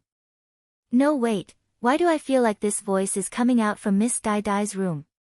First Elder, it can't be, did something happen to her? Wah! In his frantic response, the First Elder nearly fell to the floor after losing his balance. If not for the chair handle nearby, he wouldn't even be able to get back up. Nevertheless, the frightening white on his old wrinkly face indicated how much panic he truly felt at the forethought of losing said granddaughter. Someone come, hurry and follow me to protect Dai Dai. His son and daughter had died several years ago due to some unexpected circumstances. Now the only reason he's even willing to continue living was this grandchild of his after learning of her existence through some coincidental means. While the elder and his men's running steps went at a fast pace, Long Yu on the other hand didn't move as swift. In fact, her eyes showed a frosty glint while following slowly from behind. Xiang Luo had come beside his wife without anyone noticing. Showing a dark expression, "Are you sure that girl you brought back is going to be fine? Did you investigate her background and made sure she doesn't have backing?" Long Yu makes a snickering click at her husband's cowardice. Nothing but a dragon who surrendered under a human's will, what sort of backing could she possibly have? Humans? Xiang Luo asks with an open frown. That's right. The woman is only a concubine of some royal palace, an existence even lower than those third-rate factions in the human world. Compared to our clan, they can't even be called adversary. Then I can rest at ease. The man exhales a sigh before making an approving smile at his wife. Back then it was not easy to drive away that Sing Yi. I don't want to have any unexpected changes during this crucial timing. It's good that you didn't bring back the real Dai Dai, otherwise who knows if things would get out of our hands or not. The essence blood of the ancient dragon, too. Long Yu did not give a response to her husband's word. Instead, she raises a smirk and headed in the direction of everyone else. Due to the depths of the ocean water, there aren't much light capable of penetrating down underneath. Even so, there's just enough of the sun's ray to glisten off of Bai Xiaqin's cute little face when he's sitting down. Little guy, are you really not wanting to live? The teenager eventually came back to his senses due to being overwhelmed by the kid's audacity. Sweating and growing more anxious at the eagerly sound of incoming footsteps, "You three run first when they come, I will come up with an idea and stall them here." Blinking his big blue eyes, Bai Xiaqin turns around in great surprise by what he's heard. "Why are you helping us?" The teen makes a bitter smile. "I have a vendetta with the dragons here, and this little lass was forcibly brought here by them. Even if it's only to ruin Long Yu's plan, I will still save her." This time the little steambun didn't speak, a rare thing considering his character, and instead leaned that chin against his hand in contemplation. Clack clack clack. Very soon, a group of people, both elderly and young, had come running over. Dai Dai. The first elder went ghostly white at the sight of Dragony holding hands with the strange boy. "Hurry Dai Dai, come over to Grandpa's side." Rather than obeying, Dragony shook her head and remained firm to the spot. I am not Long Dai Dai. What did you say? The senior turned stiff at the answer, his face showing an ugly expression like he's going to faint or throw up. Dai Dai, please don't scare your grandpa here. Come to my side so I can protect you. Good grandfather, I am really not your granddaughter. Pulling the younger lass behind herself out to show everyone, Dragony intends to let them all see who's the true one. My name is Dragony and my friend here is the real Long Dai Dai. Earlier when we were doing the blood test to check on my lineage, Longyu had swapped out Dai Dai's blood during the procedure, that's why it came out positive. Shuddering at this revelation, the first elder then shifts his attention over to the indicated lass. In that instant, his pupils dilated inwards due to the shock of what he saw. Clothes, they look so much alike. The little girl and my daughter-in-law look too much alike. Dai. Dai Dai. Are you Dai Dai? The senior's voice sounded shaky like he couldn't believe reality. Stumbling forward, the first elder wanted to get closer so he could give the one a hug. Perhaps the situation was too sudden, or perhaps the girl's personality simply fell into the timid side, but Long Dai Dai didn't meet what her grandfather wanted and instead scurried right behind Dragony in order to hide herself. I never had a name before, peering part of her head out, there's a hint of hope and curiosity in the little girl's eye, but not long ago a bad woman wanted to catch me. She called me Long Dai Dai, that's how I came to know my name. I also grew up without family. Are you my grandfather? Bursting out into tears at this point, the first elder felt like someone's ripped out his heart at knowing his poor grandchild's been all alone through the years. Good child, I'm your grandfather, I'm so sorry I haven't found you sooner. And I'm so sorry for not recognizing you immediately. To think my foolish self could mistake someone else for you. And, Longyu. Suddenly, a burst of anger erupts out of the senior's heart after remembering who's the main cause for this mess. Literally spewing flames in his eyes, Longyu, get over here this instant. The wretched woman and her husband had just arrived outside the place when she overheard this enraged voice in the air. Though slightly unsettled inside, Longyu still passed through the gathered crowd to come before her mentor. The essence blood of the ancient dragon. 3. Longyu didn't take much effort to notice Long Dai Dai, who was hiding behind Dragony's back after she arrived. Gritting her teeth, you. How come you are here? Didn't I tell you you're not the one our clan is looking for? Why do you keep insisting you are the one? Our Dai Dai is right here, so you should leave before you get yourself in further trouble. At that, the wretched woman then turns back to her mentor, Shifu, this lass is delusional. She kept trying to impersonate your granddaughter when I was out for my mission, all so she could become someone important. Unfortunately, the first elder apparently didn't buy the story. Following each word that came out, his complexion sank darker and darker until none of the dragons present dared to make a peep. Even so, Longyu had confidence in her story because she's poisoned Dragony with her pill already.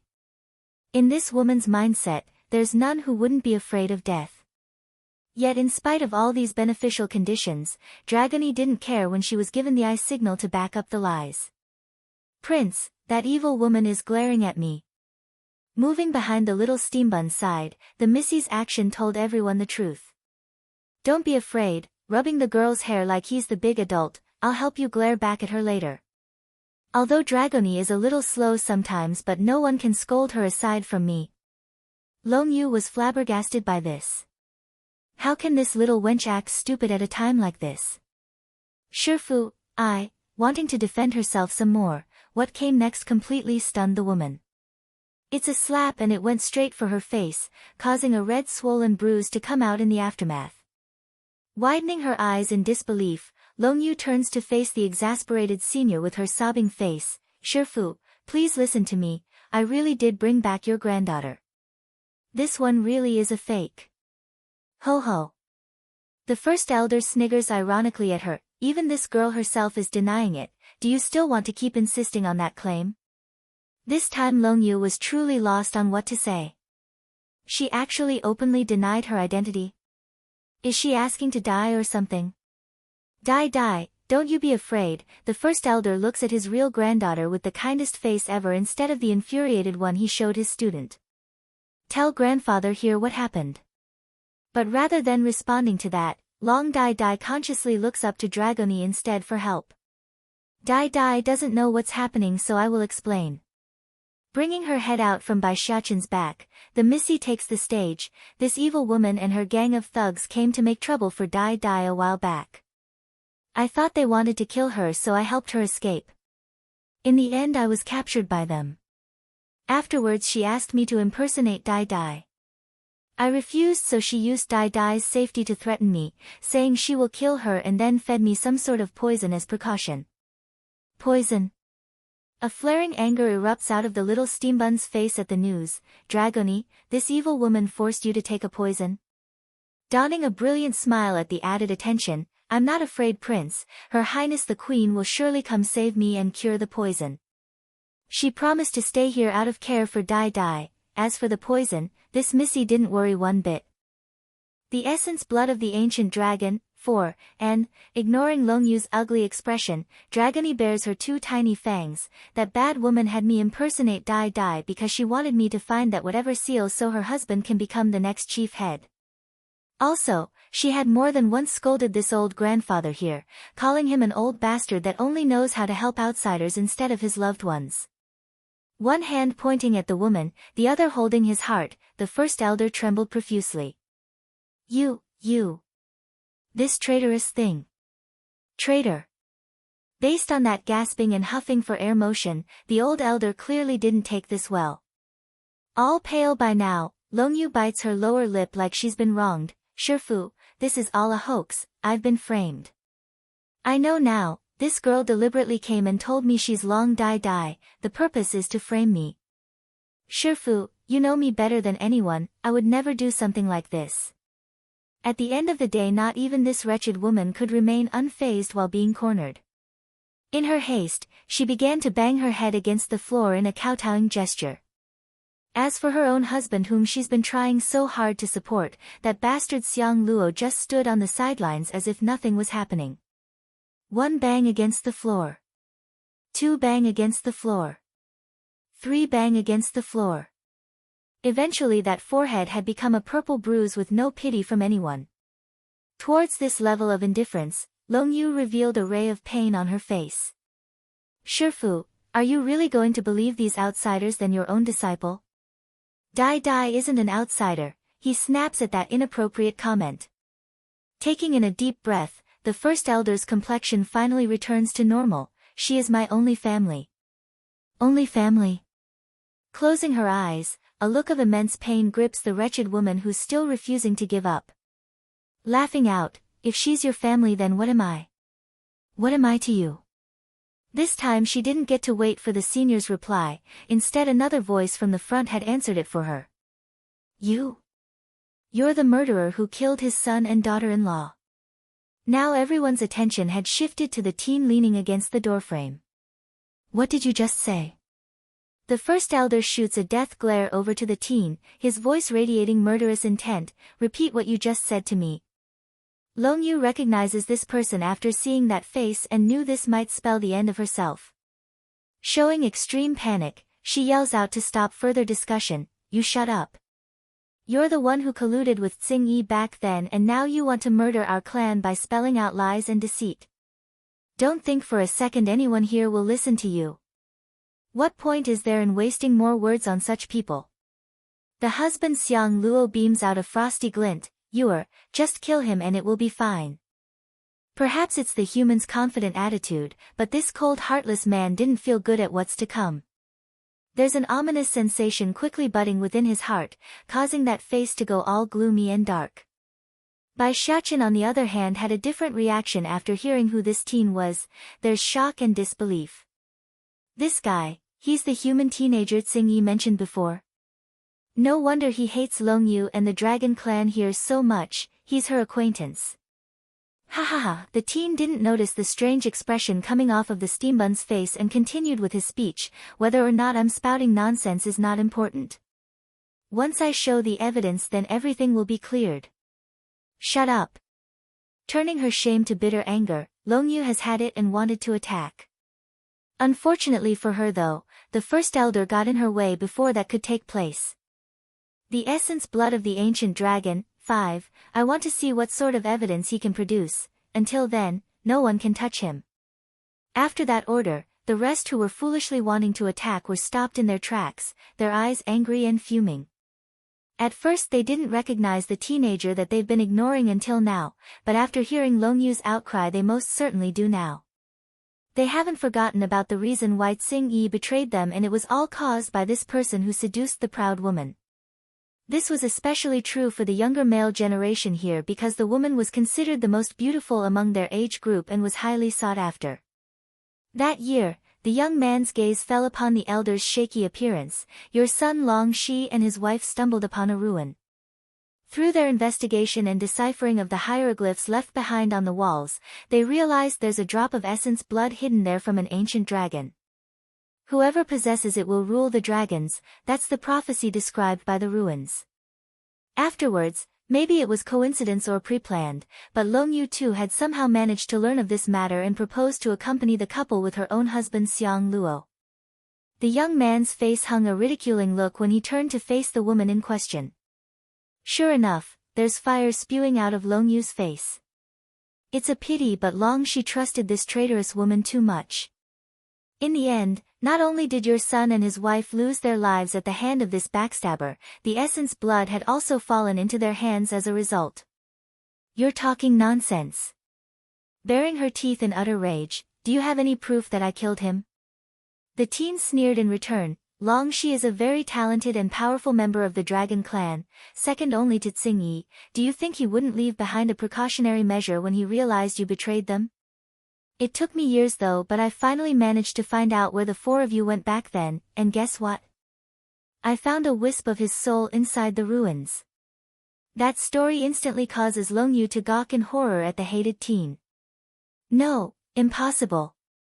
I've long destroyed Long Shi's soul when I killed him. How can he leave behind a wisp of his soul? This person must be trying to provoke me into making a mistake, that must be it. You say you have a wisp of Long Shi's soul. Fine, take it out and let everyone see then. Grinding her teeth, Long Yu asks. For a moment, all eyes had fallen onto the teen's face. Sighing at the attention, this Long Yu is really seeking her own death. Alright, there's no reason why I shouldn't oblige her. Not bothering to waste any more words now that it has come to this, the teen raises up one of his ringed thumb fingers to rub against the item.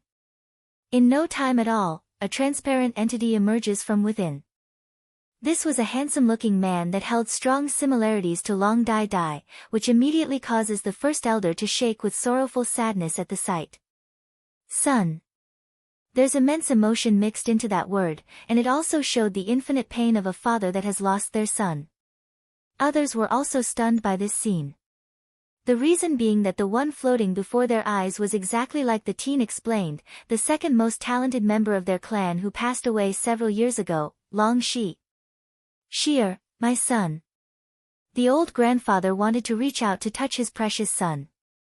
Unfortunately for this senior though, his fingers didn't make contact with anything, only passing through the air despite the ethereal existence of his son being right in front of his eyes. Father, Long Shi takes to his knees using the utmost solemn manner while keeping an equally sorrowful voice. I've been unfilial for not being able to accompany you any longer. It was my mistake for going after that ancient dragon's essence blood and allowed Long Yu to backstab me at the crucial moment. Thankfully I was able to leave behind a precautionary measure prior to heading into that ruin. Now I can finally tell the world of her evil deeds and character. The essence blood of the ancient dragon. 6. Boom. Long Yu's state of mind had long fallen into a blank slate when Long Shi appeared before everyone, but now for the truth to come out, her face became desperate and white. It's over this time, I'm done for.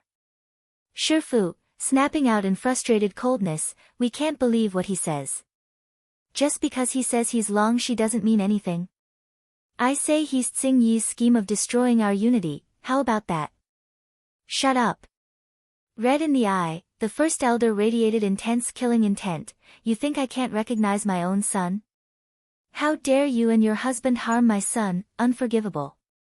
Father, Long Shi's soul speaks again after landing those ghostly eyes upon his murderer. Before I died, Long Yu confessed another matter to me as a way to gloat.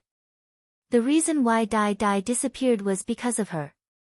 She did it out of spite because you wouldn't give her the chief's seal. She wanted to spite you and make you grieve.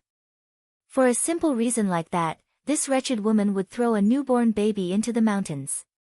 If Dai Dai didn't have luck on her side and somehow survived, then who knows what would have happened to the girl. Longyu had her eyes closed now, not in regret for the crimes in which she's committed though, but rather for not strangling Dai Dai back then. To think my momentary softness would come back and haunt me like this today. Humph, not going to continue the defensive lies anymore now that the situation has devolved into this, the husband Xiang Luo sneers with contempt at everyone. Since you all know, then there's no need to hide anymore. You think I'm afraid of you or something, old fart? Take out the essence blood. The wife stares in shock at her man. Xiang Luo, do you know what you're saying?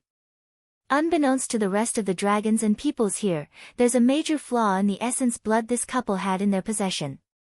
With each use meant the depletion of its potency, meaning it won't be able to keep them protected forever. There's going to be a time where it runs dry and everyone would swarm at them in seconds when that day comes.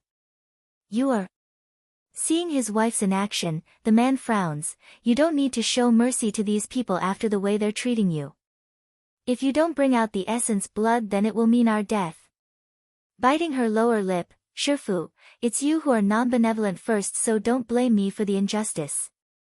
At that, this wretched woman quickly took out the bottle containing said item and popped the cork. In that instant, an immense pressure grips the air around the entire Dragon Mountain, causing all of the residences to take to their knee. Also, Long Shi's residual wisp of his soul had also dispersed into nothingness under this shock. Son. The first elder wanted to defy this power after seeing his son's soul dispersing into nothingness due to the pressuring might. Unfortunately for this senior, the most he could muster was to keep himself from prostrating like the rest despite his shaky appearance. Longyu, I won't let you get away with this even if I have to throw myself at you. Red in his eyes like blood's about to come out now, the elder stares intently at the hateful couple. Wah! Long Dai Dai burst into tears. Grandpa, unable to bear the crying appearance of her friend, Dragony pokes at her mental pillar using the most pleading voice she could make. Prince, can you help Dai Dai's grandfather? The prince is as powerful as the queen, he will certainly have a mean to save Dai Dai's grandfather. Xing Yi's return. 1. Ho, sneering in her voice, there's smugness in the woman's eye when confronting Dragony over her outrageous words. Little bitch, if you had only obeyed my orders properly, then you wouldn't be in this situation. Now there's no one to save you. Clinging tightly to the bottle to infuse more of her energy, Longyu's face showed proud arrogance as the aura increased with her act. But very soon that cheeky smile was replaced with a hard stiffness of disbelief. The main reason being by Xiaoqin's ignoring attitude and of how the boy could move at will. Then there's that attitude. It's overbearing and dominating, just like a king's. For everyone else, they were equally as surprised as the former because it's next to impossible for them to imagine how a child of such age could resist such tremendous pressure. To the point where even the former dragon chief paled in comparison. Who allowed you people to kneel before this woman? Though his voice was still young and childish, it's nevertheless enough to release the bind on these dragons and allowed them to get back up from the floor. Longyi grew anxious over this scene. Clasping harder onto her bottle, she urgently releases even more of the blood's pressure and spread it across the air. Unfortunately, she failed this time because they all stood there and stared at her in dismay. How did this happen? Impossible, this is the ancient dragon's essence blood, it has never failed. Longyu began to shudder in horror under the sun's faint glistening light, causing her skin to reveal how ghastly white she's feeling right now. It can't be. The power of the blood is lost. Her husband Xiang Luo had also fallen into a panic. Snatching the bottle in haste into his own hands, the man fires enormous levels of energy into the thing in hopes of activating the pressuring aura again. Yet, none of the dragons bowed at this, only staring quietly at the couple with disconcerting confusion. What is going on? The husband asks his wife using an interrogating tone. It couldn't be helped. This was their last trump card. Without this, their fate was doomed. Dragony, You wait here with Dai for me. Releasing his hand from the girls, Bai Xiaqin slowly strode towards the wretched couple. Which of you is the one who kidnapped Dragoni? What would normally be a cuddly and lovable face only looked demonic and threatening to Long Yu right now. That's correct. To this woman, the kid was the incarnate of the death god itself. You, who the hell are you? She takes a step back out of fear. Responding with a cheeky face of her own, Dragoni was the one to speak using her tenderly young voice. He is His Highness the Prince. I've said it before, the Queen and Prince will come save me. Shuddering incoherently, the memory of the last mentioning this comment flashes before her eyes. As a result, a deeper level of shock now fills those eyes.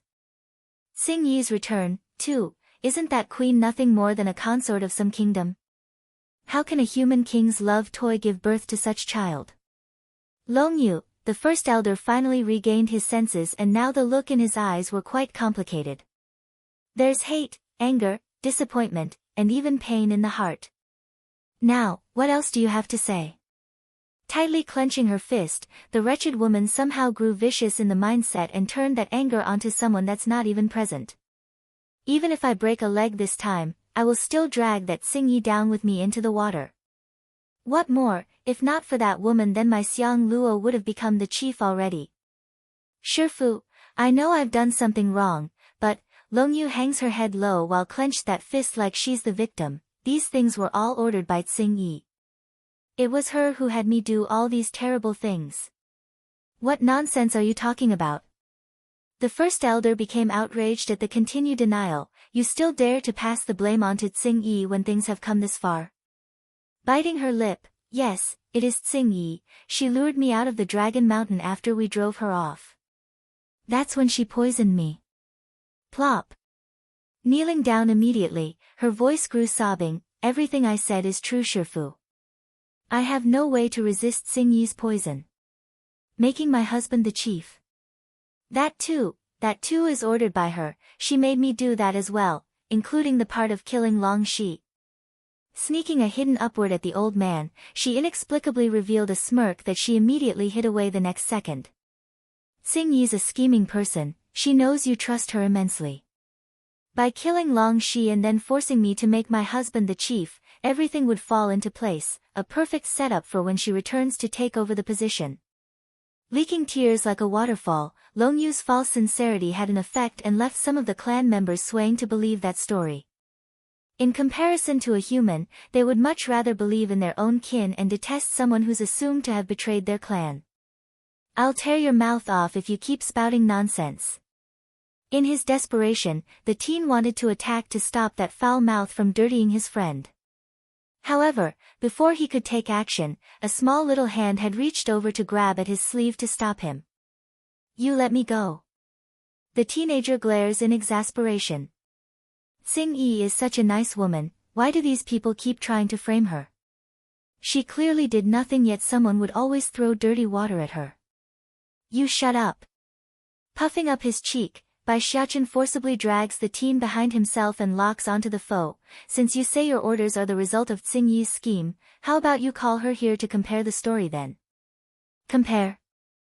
Long Yu's expression darkened. I don't even know if she's still alive or not after she fled. How am I supposed to find her? Firstly, whether or not Xing Yi would come doesn't matter because that woman would never admit it. The various dragons nodded in agreement to that comment. Long Yu is right. That Xing Yi is such a cunning woman, there's no way she would return when things are not looking good. You not being able to call her here doesn't mean I can't.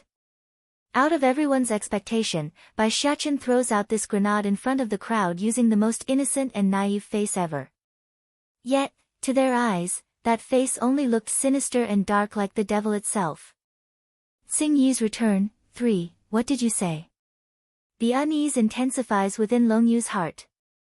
Her only wish right now was to drag Xing Yi down with her.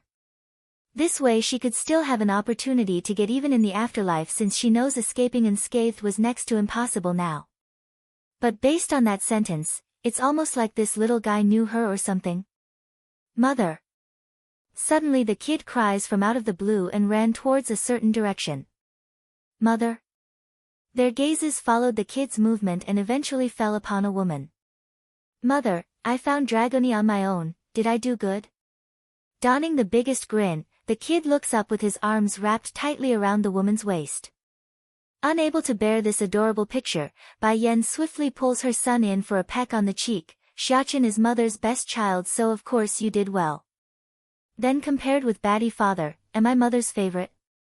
Sparkling in his big blue eyes, the kid couldn't wait to hear the answer. Sure enough, Bai Yan didn't hesitate in the least and blurted out the answer, of course you are mother's favorite. In that very moment, Ditsang's expression could only be called a black hole. That's how dark it has become after hearing his wife's response.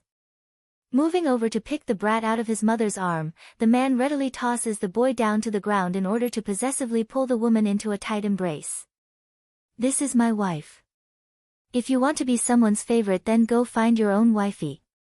Mother, all pitiful in his appearance, the little steambun sounded aggrieved by this maltreatment. I don't want a wifey, I only want mother. Bai Yan could literally feel her heart melting away at her son's adorable appearance. Hurrying to bring him into her arms for a warm embrace, until you find a wifey you will always be my precious baby, so don't worry. That only made it worse because that wasn't what the kid wanted to hear. Ready to cry at any moment, then does that mean if I find a wifey you won't take me as your precious baby anymore? I don't want a wifey, I only want to accompany mother for the rest of my life. I knew it, mother only has baddie father in mind now that he's here. If I had known this would happen, then I wouldn't have helped him. How could he forget what I did when mother didn't want him anymore? This is unfair. Queen, a young tender voice suddenly drifts over from the front, causing Bai Yan to release her arms and gaze over to the little girl standing before her eyes. Sorry, I'm late.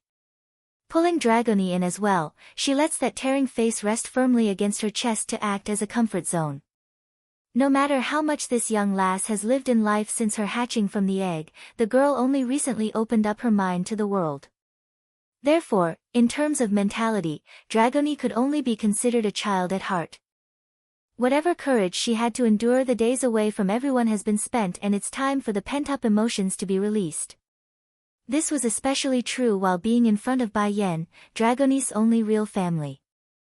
Xing Yi's return, for, Queen, I just knew you would come save me.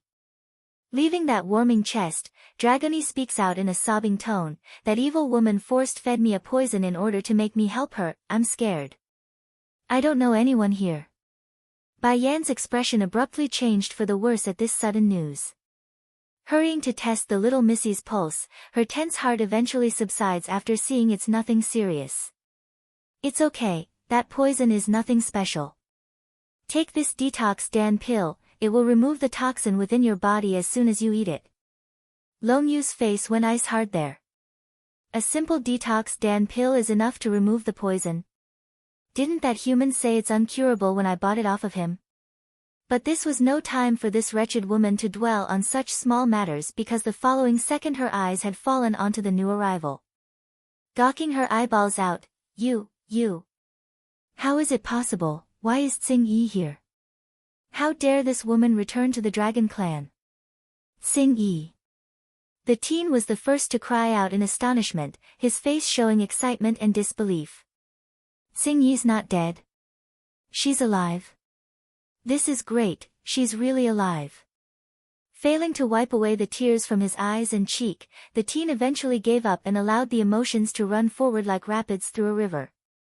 You child. Finding her acquaintance as well after scanning the area, Xing Yi removes the uptight persona she almost always has and changed it to a soft warming look.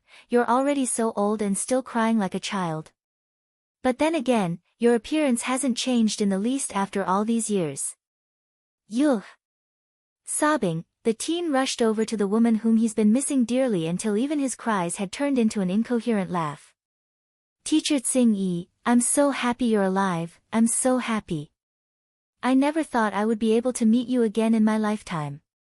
It's been over 100 years, so any hope has been drained away within this teen's heart. The only support keeping his body going was revenge. Xing Yi wasn't only this teen's close confidant, she's also his teacher and tutor. If it wasn't for the dragoness's appearance back then, his fate would have ended long ago by his enemies. So, whether it be personal or for business, he owes her everything to the point where even death wouldn't be a big price. While the two were sharing a wonderful momentary reunion, all eyes had fallen onto Tsing Yi's presence by this point. Tsing Yi, how dare you return to us?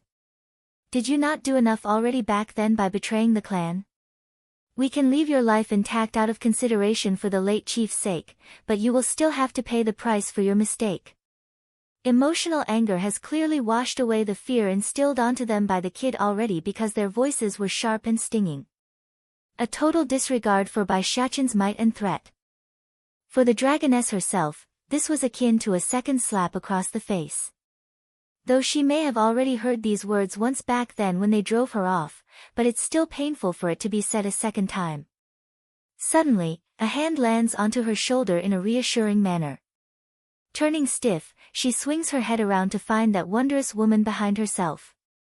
Tsing Yi's return. 5. Tsing Yi, those who don't believe you doesn't deserve your loyalty. Those who don't believe you doesn't deserve your loyalty. Glimmering with light in those eyes, Tsing Yi's pained soul gradually returned to normal after hearing Bai Yan's word. Sweeping her gaze across the interrogating crowd, she imprints the faces into her head for the future. Eventually that focus had locked onto a certain old face. First Elder, how have you been lately? How have you been lately? Though nothing but a simple greeting there, it's still more than enough to make the senior release that waterfall from the eyes. I've been doing well. Tsing Yi, where have you been all these years? Others may not believe you, but I won't doubt you. Why didn't you come back to see me earlier? Tsing Yi could only make a bittersweet smile in return to that question. It's not like she didn't want to return here to the land that raised her, but under those circumstances, not only would she be unable to protect herself, she would also place this trusted elder into a bad position. I wasn't able to return because of my injuries. Oh yes, First Elder, where is Long Shi? How come I don't see him around? Slightly frowning in the face, the dragoness wanted to find the young lad who used to follow her around wherever she went. According to reason, Long Shi should have been of age and married by now, per APS even with children. How come he's not around when a commotion like this is taking place? The First Elder was uncomfortably stiff in the face because the grief still hasn't left his old eyes. Then before this poor father could explain what has happened to his son to the dragoness, several infuriated voices had cut in. Don't pretend anymore, Tsing Yi, you had Long Yu kill Long Shi and his wife, so why play dumb? You're the worst for not even letting their daughter off. Boom. A surge of dangerous might promptly explodes out of the woman's clothes, causing even the bravest to flinch at this display. What did you just say? Long Shi's been killed by Long Yu? Those who openly taunted her were thrust into a pause for thought while their hearts shuddered at what she meant. This woman's expression doesn't seem to be fake. Can it be, Long Shi's death isn't related to her? Long Yu killed Long Shi. Her explanation is that everything was orchestrated by you so that you can return and take over as the chief after you poisoned her. The sentence was like swords, penetrating straight into the dragoness's heart and causing excruciating pain. Whether it be when she was framed or seriously injured, Tsing Yi has never felt so distressed before. The main reason being that little lad whom she treats as her own brother was now dead, and it's all her fault for returning so late. Tears inexplicably began to trickle down the woman's cheek. You killed Long Shi. Tsing Yi's voice became bone-chillingly cold as she raised her sword at the murderer, so you must die as retribution. Taking 2 steps back in a panic, Long Yu frantically cries out, what do you want to do? You can't silence me just because I exposed you. Everything I did was at your order. You can't do this to me. Ha ha ha. Tsing Yi bursts out laughing, her voice echoing across the entire undersea mountain. There's madness and there's sadness, but more than anything there's a layer of water that wouldn't stay nor leak out from the eyes. That year, you claimed that I colluded with Mo Shi to betray our clan, but then I want to ask, why should I? I am my father's daughter, the future chief of the Dragon Clan. Once I take the seat, then all of you will need to honor my orders, so why should I betray the clan? Xing Yi's return. 6. But you all, Xing Yi's chilling smile swept across the many dragons present, believed her words without a second though. And now, this woman is claiming I ordered her to harm Long Shi so that I can take over the position as chief with ease? Where's the logic in that? The gathered crowd were left completely silent. Some were shocked by this revelation while some were too ashamed to utter a response. Compared with humans, dragons on the other hand rarely uses their brain to think due to their nature of being an animal at heart. Back then when Long Yu's husband Xiang Luo claimed of the dragoness's betrayal, they were all convinced with ease and never doubted the idea. But now that they're thinking it through, it has quickly dawned on them that there are many potholes to the story. That's right, Xing Yi was the next dragon chief anyways. Why should she betray the clan when she only lacked a ceremony to become official back then? It's me. It's my fault that Long Shi is gone. Slowly closing her eyes, Xing Yi revealed immense pain on the face. If I was still here then none of you people could have harmed him. But the dragoness's wish could only remain a wish. Back then these dragons didn't even give her a chance to explain before attacking her. If she didn't flee for her life then the only thing left of her would have been a corpse. And now on her grandiose return, those whom she thought as her own family was now gone, the little nosy child whom always followed her everywhere was now dead. Suddenly, Xing Yi shoots open her eyes with lines of blood filling up those pupils. Taking advantage of everyone's absent-mindedness due to her words, the dragoness had already come before Long Yu's face and stabbed her blade ruthlessly against that chest. Poof! Spitting out blood from the mouth, Long Yu looked upwards in disbelief at that incredible contour. Shaking her head in a muttering tone, "Your injuries, it's healed." She didn't get to wait for a proper answer, the reason being Xing Yi had begun to slash down repeatedly at the wretched woman's body. This was the dragoness's form of retaliation. For all the years of indignation, frustration, and pain, she's letting it all loose like a crazed whip towards the foe. Elder Long Huang, what is the meaning of all this? One of the stronger and braver dragons stepped over to ask one of the seniors who came back with Bai Yan's group. These people, where did you find them from? Weren't your group investigating the lightning trial? Ahumph. Long Huang awkwardly coughs to stop the man from asking any more dangerous questions. That year, it was us who misunderstood Xing Yi. When he spoke, the senior made sure to measure the reaction from Bai Yan and Di Tsang's face. Seeing there's none, the poor guy felt relieved and heaved a long sigh. Misunderstood Xing Yi? The male frowns and continued to ask. I ask you then, in addition to Xiang Luo's word about her betrayal, what other evidence is there? Did you see it with your own eyes, or did you hear their conversation personally? After a moment of thought, the senior Long Huang threw out the same set of questions Bai Yan used to question their group back at the surface. Sure enough, the crowd had fallen silent. It's exactly like the senior predicted, none of them had seen or heard it firsthand, only blindly believing one of their own about Xing Yi's betrayal. And, the senior's mouth began to twitch at his own shamelessness. If you don't want our clan to be destroyed then keep your nose out of this matter. Don't drag the clan down just because of Long Yu and her husband's crime. That said, Long Huang didn't forget to sneak another peek at Di Tsang and Bai Yan. These two are from the demon realm. If they want to destroy our clan then it's only a word away. We'd be stupid to protect Long Yu and her husband at a time like this. The demon realm's disturbance. 1. Long Yu, Xiang Luo. The first elder flies into a rage, his eyes burning with hatred until he could barely keep his breath together. These two, they both betrayed him. One being his once proud disciple and the other a trusted confidant. Ha ha ha. Thinking up to here, the first elder breaks out into a roaring laugh towards the water surface, thus leaving the courtyard echoing with his eerie voice. Someone come, take Xiang Luo to the dungeons for later disposal.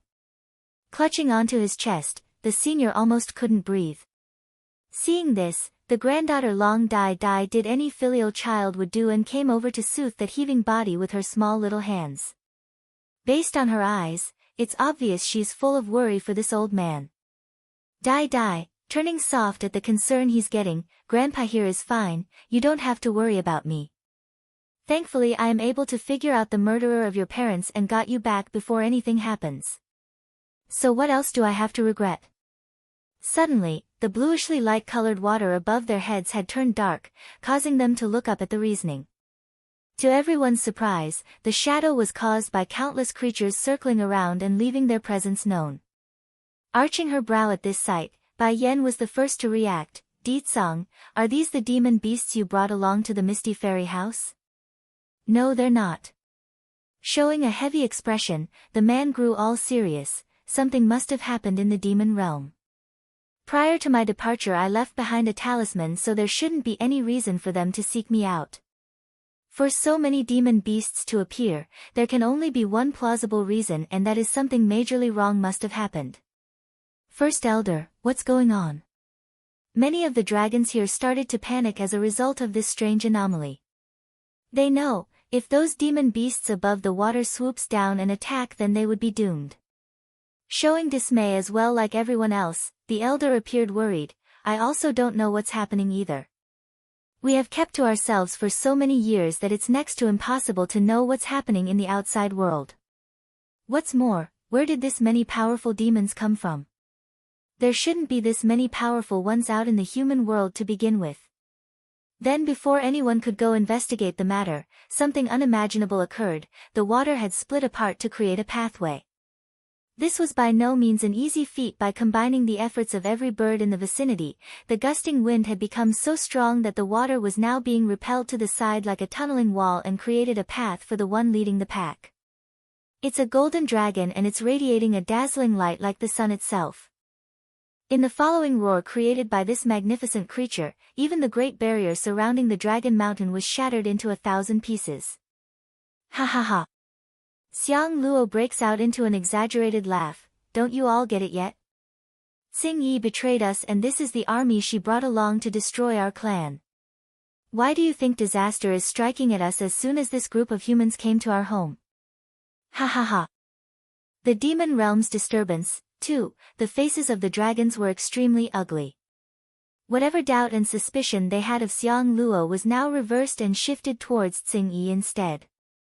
Wait. Suddenly, the first elder's eyes grew wide. There's dismay and there's incredulous at the golden dragon leading the pack. This is Ancestor Longtian. Longtian was a legend to this dragon clan here in the human world. According to their tales, the dragon had left for the demon realm centuries ago, hence the reason why there aren't many who's still alive who could recognize him. Even so, Longtian's portrait had long become a mainstay among the younger generation due to his glorious achievement. Ancestor Longtian. Hiss. Multiple gasps of shock filled the air as they all watched the massive dragon quickly closing in on their location. Despite the excitement that's apparent on his former clan, Longtian didn't pay them any heed. Transforming into his human form upon arrival, he promptly got on his knees to give a respectful greeting to Ditsang and Bai Yan. King, Queen, these denizens of the demon realm wish to see you, so I brought them through the barrier. Longtian didn't make any eye contact with the others still. Ever since he left here centuries ago, he had already discarded his past and welcomed the new world he's in, therefore, he in fact didn't want to show his presence at all if not for these demon beasts seeking an audience. The whole scene had turned deadly silent right now. Like everyone else, Xiang Luo's face had frozen over as well because if he did not mishear those words. Demon realm? Isn't that the sacred lands of us demons? An ancestor Longtian? The first elder quickly crawled over to the golden-robed man, his face shaking with excitement. You are ancestor Longtian? Clearly unhappy at the disruption, the dragon chief knew he had to address this old senior if he wants to continue his business. We will speak later. Do you not see I'm busy?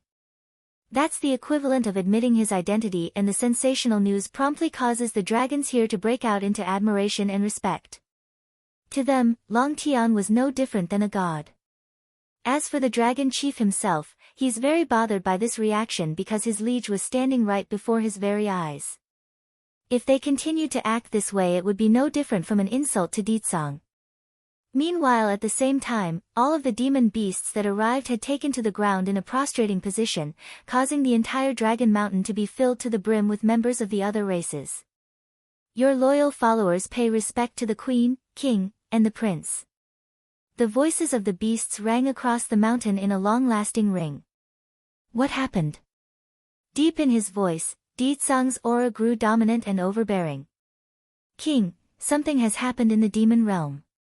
One of the leopards at the front raises its head to speak, his voice full of worry. Since that day when the seal around the demon realm broke apart, many of the denizens who didn't belong to the major clans began to flee into the human world. We fear the situation might cause unexpected events, that's why we are here to report this to you. Aside from the major clans that make up the main fighting force of the demon realm, there are also another group that doesn't belong to any factions. Whether or not they're powerful doesn't matter. One thing's for sure though, they aren't able to fit into the norm, hence their exclusion. The demon realm's disturbance. 3. So you all came to find me because of this small little matter? Deetsang furrows his brow at this. It's not only that. Sensing the displeasure in that tone, the leopard hurries to explain themselves before it's too late. Aside from the ones who ran off into the human world, a group of unknown individuals had also appeared inside the realm. They're very powerful and is wreaking havoc across the land. We are afraid of returning to the demon realm with them there. For Deetsang, his first instinct when hearing this piece of news was that the forces from the celestial realm has arrived. Should we make a visit back to the demon realm? Bai Yan suggests with an open frown as well. As her husband's main supporting foundation, she too doesn't want to see anything bad happening to the place. Stay here and wait for me, I'll return very soon. Tightly clenching the woman's waist, Deetsang's voice was soft and unwilling. You. Bai Yan became dreadfully emotionless in her voice. What did you just promise me? Whatever happened to he's not going to keep anything hidden from me? Okay. Seeing there's no room to change his wife's decision, this great demon lord could only relent and grinned at this. One for the strong personality this woman has, the other for the strong level of attachment he's now receiving. Then let's go back together. Taking this all in while being in his mother's arm, Bai Xiaqin knew exactly what this meant. Hurrying to state his claim by burying his small little head into that bountiful chest, Mother, you can't leave me behind, I also want to go back to the demon realm. Of course my son, we're going back together. Ruffling up the boy's hair to show her affection, Bai Yan's tender smile said it all. Xing Yi, I'll leave the matters here for you to personally deal with. I believe no one is going to stop you this time, so I'll send for you when you are finished. Mother, Bai Xiaqin tugs at her sleeve. Then, shouldn't we go back to the Holy Land to pick up little Rice and that tigress Huang Xiaoying? No need, we will come back for them afterwards. One hand holding the little steam bun, the other dragony, Bai Yan happily acted her role as the parent. Deetsang, we're ready to go now. 1 second, slightly narrowing his eyes, Deetsang's sight eventually locked onto the small bottle in Xiang Luo's hand. Longyu's husband had lost his wits as soon as he became aware of these people's origin, but now to be the focus of attention of the great demon lord, it's only normal for this coward to shrink that neck to lower his own existence. You're the king of the demon realm. All of this is that foolish Longyu's fault. If she didn't stupidly claim that girl surrendered to a human, then I wouldn't have taken the matter so lightly and thrown myself into this mess. Yes, this is all her fault. Downright expressionless, Deetsang slowly strode towards the cowardly man that's shivering all over at his every step. It's no surprise one would fear this demon lord, but for one to pee their pants would be a first, and this Xiang Luo actually pulled that off. Now there's a foul smell staining the air. Swoosh! Right when Deetsang was only several steps away from his target, an invisible force immediately flew out from his body, causing the bottle to fling out of Xiang Luo's possession and onto the demon lord's palm. Normally such a scene would rouse quite the stir from all these dragons, however, this man's tyrannical aura superseded their desire to claim that essence blood. Here, this belongs to you. Saying only that, the man readily tosses the item onto Dragony's hand and returned that attention back to his wife. Yen, I'm done now, let's leave. The demon realm's disturbance. 4. Dragony blinks in bewilderment, not understanding why she's been given the item. Deetsang, does this bottle of essence blood have anything to do with her? Raising a brow, Bai Yan asks with a soft voice of her own. Smiling mysteriously in return, she will know on her own when the time comes. Due to this matter not being directly part of herself, Bai Yan didn't dwell on the issue and left it as so. After all, there's no way her husband would hurt the lass that's under her care. Come, we're going home. Bringing Dragony back over her to side, the woman's face glowed with a heart-stopping light under the reflecting water from above. Warmed by this, the lass almost looked like she's fallen into a daze-like state before uttering only a single word, okay. From now on I also have a home. Wherever Her Highness is, that will be my home. The matters with the dragon clan here in the Misty Fairy House has now come to a close for Bai Yan and her family. However, for those remaining behind, their anger has only just begun for the ones responsible. Long Yu had curled into an almost fetal shape right now due to the numerous blade wounds across her body. She's been scarred and bloodied by Tsing Yi's whipping attacks earlier. That just goes to show how much of a hopeless situation this woman was in. That woman whom Dragony call Queen is the real Queen of the Demon Realm? And that little steam bun is the prince?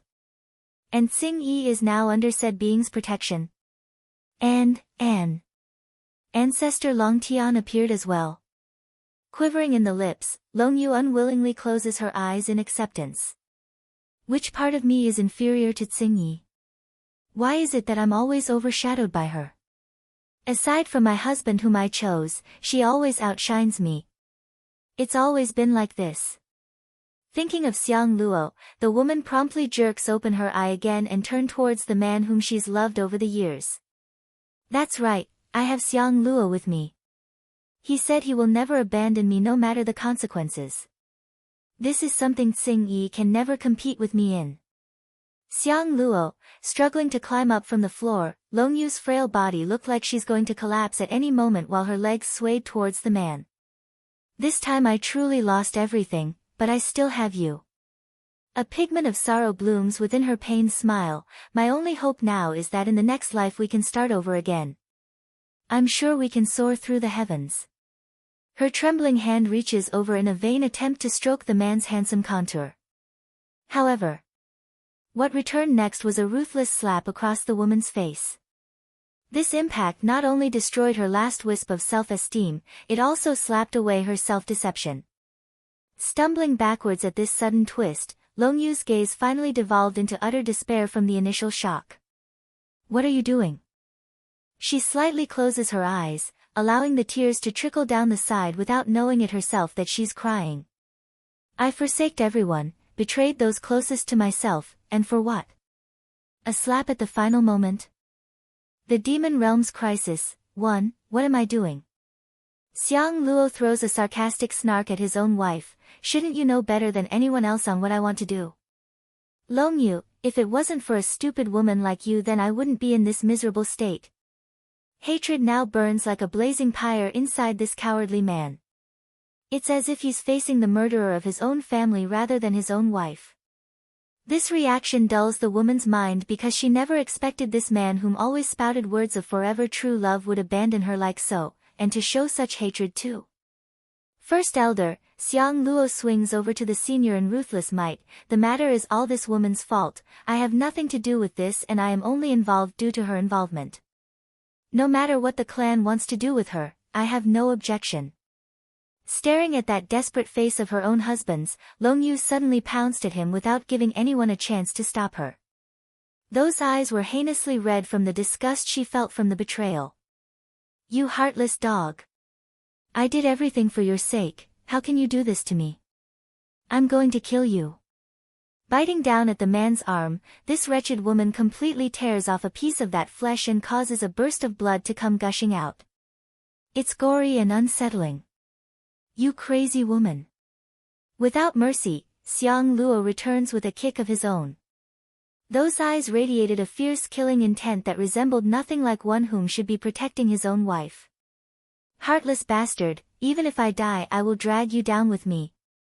Long Yu has now devolved into a vengeful banshee. No matter how wretched she was at heart, any woman who's been betrayed so openly would hold a grudge. Shifu, turning to her own mentor, do you want to know how your son died? I'll tell you. It's true, Long Shi was killed by me and Xiang Luo's very own hands. In order to make him the chief, I betrayed you and everyone closest to me. Are you happy? I gave up everything for this animal, just so he can betray me at the end. Ha ha ha. As she laughed in hysterics, those tears soon changed to trickles of blood instead. That's how torn and regretful this woman has become. Why bother to regret now when you knew your fate would be like so if caught? Stepping forward, Tsing Yi's face revealed a frosty smirk. It's bad enough that you framed me back then, but you never should have killed Long Shi and his wife. He never deserved such a fate because he never thought to serve as the chief. Long Yu shuddered for the third time again today. She knows, after learning of Bai Xiaochen and the others' background, there's no way for her to get out of this hot mess. So, she didn't even try to retort against that remark. Tsing Yi, still stuck in his hopeless delusion, Xiang Luo rushes over to cling onto the dragoness's leg. I really didn't know anything. All of the things were done by Long Yu herself. I was manipulated by her. She only told me I could take the chief's position and nothing else, you must believe me. This only irritated the dragoness rather than help his case. Flashing a dangerous light in those eyes, the both of you are going to die, don't think about escaping. The both of you are going to die, don't think about escaping. Losing his grip at the death sentence, the coward no longer had the courage to continue his act. Scrambling to get off the floor, he makes a hard dash for the outside in his futile attempt to flee. Unfortunately for this bastard though, two of the stronger males had already blocked off his path ahead of time. The Demon Realm's crisis, too, the first elder was the first to take the lead in kneeling down at the dragoness to show his respect. Hail the chief! Hail the chief! Hail the chief! The rest of the clan members quickly did the same after seeing their de facto leader surrendering. Standing there with her hands behind the back, Tsing Yi remains emotionless under the glistening light of the sun's ray breaking through the water's surface. Rise all of you. First, I want Xiang Luo and his wife detained inside a secure dungeon. Afterwards, go locate every single individual who was close to them over the years while I was gone. I want to know who they are and what they've done with the two. Everyone's heart shuddered at this order. They all understand that this was the signaling of a clean sweep. The woman intends to clear out the corrupt factors within the clan. Chief, let me handle this matter, it's time we cleaned out the corrupt variables within the clan.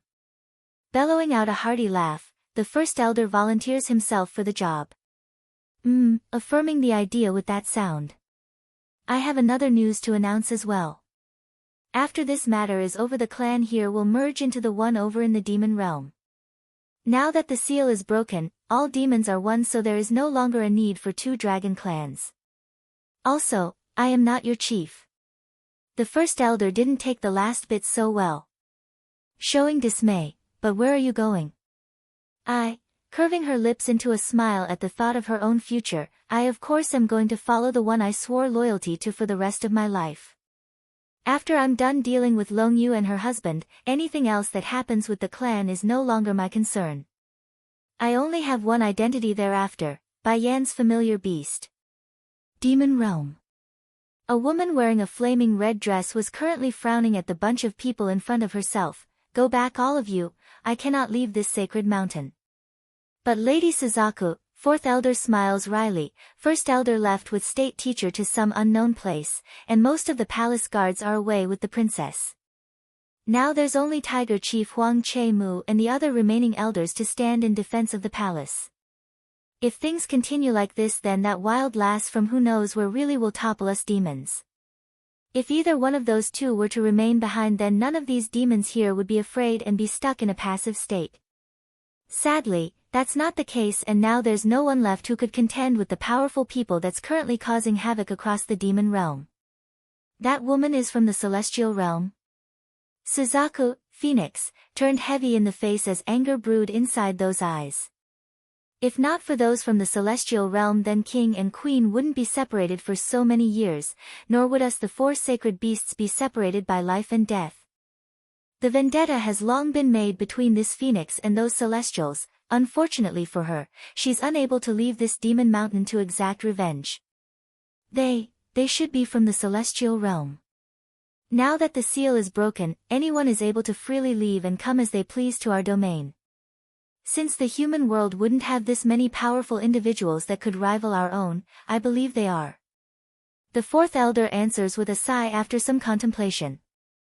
Thankfully I sent away some of the most talented members from the various clans prior to this incident, otherwise they will die in vain at this rate. In the fourth elder's mind, his opinion was that if they couldn't beat the enemy, then the next best option would be to reduce the losses until their king returns to save them. Gleaming a cold light in her eyes, Suzaku eventually loosens her tightly knit brow. Don't worry. Although I can't leave this mountain, that doesn't mean I'm unable to fight. Lure those people here and I will deal with them personally. The Demon Realm's Crisis. 3. Suzaku's an indifferent person to begin with. Ever since she parted ways with those whom she cared for 1,000 years ago, she's had no extra feelings left for these in the Demon Realm. However, this place remains to be the precious domain her queen wishes to protect. That reason alone meant she couldn't turn a blind eye. What's more, the wild lass coming out of the fourth elder's mouth might be from the celestial realm as well. Arching his fist in delight at the notion, fourth elder didn't think twice about the offer. Then we will have to bother your ladyship. That said, the group quickly got up from the floor and departed from the mountain. At the same time, a ruckus had erupted outside the palace gate. Doors flung apart to one side, an old lady was left stranded on the ground with her crutch due to the fall she took. This granny kept calling out the fact that it hurts due to this. Ma, are you all right, Ma? Tiger Chief Huang Che-mu grew furious at the sight. After confirming his own mother was fine, the man immediately locked eyes onto the ones responsible in front. Their demeanor was no different from gods looking down at some peasant. That's how egotistic their attitude was, especially the girl wearing the pink dress at the middle. Quit straggling around the entrance. Hurry up and scram before I get mad. An old man next to the girl stepped forward to holler out this demand. Huang Che-mu had to fight hard in order to suppress the urge to pounce at the rude old man. Of the multiple clans that's willingly to stand up to these invaders, his Tiger clan had suffered the greatest casualties and damage. If not for the fourth elder being smart and sending a large flock of their underlings out to the human world for help, they would have already thrown themselves at the enemy regardless of the price. Chief! The Tiger guards behind their leader all drew their weapons, those blades ready to go at any moment. Let's strike out at these bastards. When the king and queen returns, they will surely get revenge for us. When have us demons suffered such indignation? These bastards are only acting out because his majesty isn't around. If state teacher or first elder is still around, they would never dare to go wild on our turf. That's right, nothing but a bunch of cowards that only know how to pick on the weak. Us demons haven't fallen so low that we would be afraid of such people. The impudent words from the invaders has definitely angered those standing here in defense of the palace. Right now, a single word of consent was all that's needed for these loyal demons to charge forward, even if that means their own death. Huang Che, old Madam Huang, what are you two doing? Right when the Tiger Chief's about to make the gesture to attack, a familiar voice rings out from the rear, causing that hand to halt in mid-action. Elders, old Madam Huang hurries over to the group of seniors. Is the queen back yet? Where's my granddaughter, is she back as well? The Demon Realm's Crisis. 4. In order to pursue her own love and future, Huang Xiaoying, Tigress, had left the Demon Realm along with Little Rice and Bai Yen back then of her own accord. As a result, this poor grandmother could only come to the palace every day seeking information on whether or not her granddaughter has returned. Watching the trembling old body of the woman that's making an almost praying gesture with those hands, the elders present all sighed at this picture. In the end they decide to spell the truth, the queen hasn't returned yet. In that instant old Madame Huang seems to have aged considerably as her hands hung powerlessly back to her sides. Ma, feeling his heart tightening up, the Tiger Chief attempts to help support that unstable body. Don't worry Ma, Xiaoying is with her highness so there's nothing to fret. I'm sure they're all right and will soon be back. Naturally this didn't work despite the effort. She's heard it many days already since that day her granddaughter ran away from home. What were you people doing just now? Fourth elder frowns as he eyed the bunch of unwelcomed intruders at the front. According to the elder's assessment, the girl in pink should be the one in charge despite the other seniors nearby being incredibly more powerful. It's almost like he's confronting a tsunami just by staring at their aura. Fourth elder. The tiger chief grits his teeth, this bunch of bastards hurt my ma. Truth was, this filial son had wanted to send this old grandmother out to the human world as well in search of Huang Xiaoying. However, age has always been a bitch when it came to travel, so the notion was quickly dropped after putting all the details on the table. You people have already kidnapped a lot of us demons away during this time, why do you not spare even an old granny? The one to cry out was the fifth elder. Beard shaking, this one had flames of hatred in his eyes. The girl returns with a snarky smirk, I did catch a lot of demon beasts to form contracts, that's true. However, all those are too poor in terms of quality, hardly worth of my noble status. What do you want then? The fifth elder's fist starts making a crunching sound from the tense grip. Very simple, fiddling with a pang of her hair, the girl smiles brightly despite her next words. I heard your king is very powerful. I'm sure he would make a wonderful pet for myself, how about that? Those arrogant words literally left everyone bulging their eyes out. To these demons, that fine contour only looked disgusting and grotesque because it's not the face of a beautiful damsel, but an executioner. Half a month ago when the seal to the realm shattered due to the eye being destroyed, it was this girl and her people who first charged in here and wreaked havoc across the land. Those who were most talented and young was immediately sent out to the human world in search of help, but for those who were slow and incapable of fleeing with the main body, they were promptly captured by these invaders. The ending for those poor souls were either death by torture or forcefully tamed by a blood contract, forever sealing their fate as slaves to be used at will. The Demon Realm's Crisis, 5, outrageous. How dare this female even think about making the king her pet?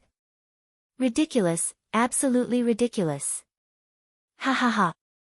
Fourth elder bursts out laughing, his eyes full of mockery and contempt. Little lass, I'm afraid you are nowhere as capable as you think you are. Tame our king. The remark obviously didn't leave a good impression on the pinkly dressed girl that's in charge of the invaders. Darkening in the face, only a bunch of animals, what ability do I need in order to tame a beast? But know this, even an animal can have their status raised by having a proper owner. My identity is unquestionable, so your king will also rise in order. If that king of yours return and find out you're hindering his wondrous future, then I can already see him killing you first. Seeing the other elders are quickly losing their temperaments as well now, fourth elder hurries to block off their movement with his hand. Cold in the face, it's possible to let you meet our king, however, I'm curious if you're brave enough to follow us to him. What would I fear? Cocking her chin high, the girl stands ready like a proud peacock, lead the way you lowly beast. Miss. One of the elderly men beside the lass hurries to stop this by tugging at her sleeve, this isn't a good idea. I heard there's also a lot of powerful masters in the demon realm, so I suspect they are luring us into a trap. Masters? The girl shows a despised grin in return, Senior Wei, why do you look down at yourself before even meeting the foe? I've been here for so long and haven't met a single master yet, not to mention some whatever king. If that king does show himself, I will make him surrender to me for sure. A beast should have the awareness of a beast. Nothing but animals, how dare they start pretending to be royalty and whatnot. Seeing his words won't have any effect, Senior Wei could only smile wryly as he followed the girl inside the palace. Ma. Supporting his own mother's back, Huang Che-mu makes a bittersweet face, you should have left with the group at that time. Leave? Old Madame Huang shakes that head in disagreement, no, I'm not leaving this place. This is our home, where can I go? Also, Xiaoying will definitely come back on her own, she will. Having said this, the granny suddenly slaps her own son across the head like she's thought of something infuriating. Why didn't you help Her Highness that day? If the queen didn't leave, then Xiaoying wouldn't have chased after them as well. This is all your fault. The tiger chief didn't have any words to soothe that ire. It's not like he didn't want to help, rather he only learned of the fact after the matter when Ditsung flew into a rage. Ma, you know I didn't know about the matter until it's too late. Rubbing the back of his head, the tiger chief felt like he's being wronged. Sending a glare at her own son again, when Xiaoying comes back you are not allowed to yell at her or punish her. It's all because of your poor attitude that she ran away from home. But the girl clearly ran away in pursuit of that white cub. What does it have to do with my attitude? Whether or not this discussion's up for debate wasn't a choice because the granny had started to walk towards the palace as well. Ma, what are you doing? The tiger chief grew anxious at this sight. Pulling at his own ma's waist to stop her, this is too dangerous. You need to go back to the residence. Grinding her molars, you can go back if you like, I'm not leaving. These bastards are too much. How dare they go after the king with their filthy thoughts? Finding there's no way to change her mind, the tiger chief knew he's better off letting her do as she pleases. Following from behind like a good boy, the mother and son duo went off into the direction of where the elders disappeared to. The Demon Realms Crisis, 6, Base of the Mountain. The hearts of these elders were all thumping with excitement for they're so close to their goal. However, things don't always pan out the way one wishes. Right when they're about to head inside and succeed, Senior Wei promptly got hold of the girl in pink to stop their movement. You all are certain the king is inside this mountain? His eyes scanning the demon elders with suspicion. Growing heavy in the face, fourth elder flashes a beam of cunning in his eye. Of course he is, you only need to come with us to meet him. The senior chuckled at this blatant lie. Turning his attention back to the lady, a devious smirk appears. Miss, the terrain here is too complex and rough, you shouldn't bother yourself by going up this mountain. Since their king is going to be your pet anyways, have him come down instead. One should know who is the owner and who is the pet. This idea promptly causes the Missy to light up with glee in her already unpleasant face. She was being impatient earlier, so the notion of setting an example never even crossed her mind. That idea is perfectly logical. Where's your king? Tell him to get down here to see me. Whisking her sleeve as she took a seat at one of the tree stumps nearby, she looks down at the several demon elders whom were completely taken aback by this sudden turn of event. We were so close. Only one step away, only one step. If they go up the mountain then Lady Suzaku can definitely slay these invaders. The demon elders all thought of something similar and dreaded their own failure. From what I see, your so-called king isn't even here in the demon realm, am I right? Senior Wei begins mocking the other side with his smug grin. Stunned by this idea, the girl immediately swings her head around to the senior before turning back to the demon elders. One could clearly see the surge of anger swelling up from within. You old farts dare deceive me. Someone come tie these animals up. I like to see if their so-called king will come to save them or not. At the same time while that was occurring, a group of people had just arrived at the border between the human world and the demon realm. Yen, we're almost there. Deetsang's iris had sank in after seeing the mountains of corpses lying across the ground. I only left for a bit, how dare these people make a mess of my world. Bai Yen as well was showing a frown at this horrid sight. Where are the powerful masters of the demon realm? Shouldn't they at least defend the weaker demons? When flying over here, the group has already learned of the details and what's happening. According to the reports, there's a girl who suddenly barged into the demon realm after the seal was broken. Together with her followers, they captured every demon beast they could get their hands on. The strong would be forcibly bound to a blood contract to be used as slaves, the weak murdered without a second thought. That's the main reason for the huge flock of demons coming out to find Deetsang. They needed his help. Deetsang's complexion got heavy at his wife's question. The elite fighters have all been sent away to a secret domain for training, so they're not around to defend the realm. Aside from First Elder and State Teacher, there's no one capable of putting up a fight. Suzaku couldn't leave the mountain, so of course she's not included in the man's equation. As to why Deetsang and his followers would be so careless as to leave their home base defenseless, that has to do with the seal as well.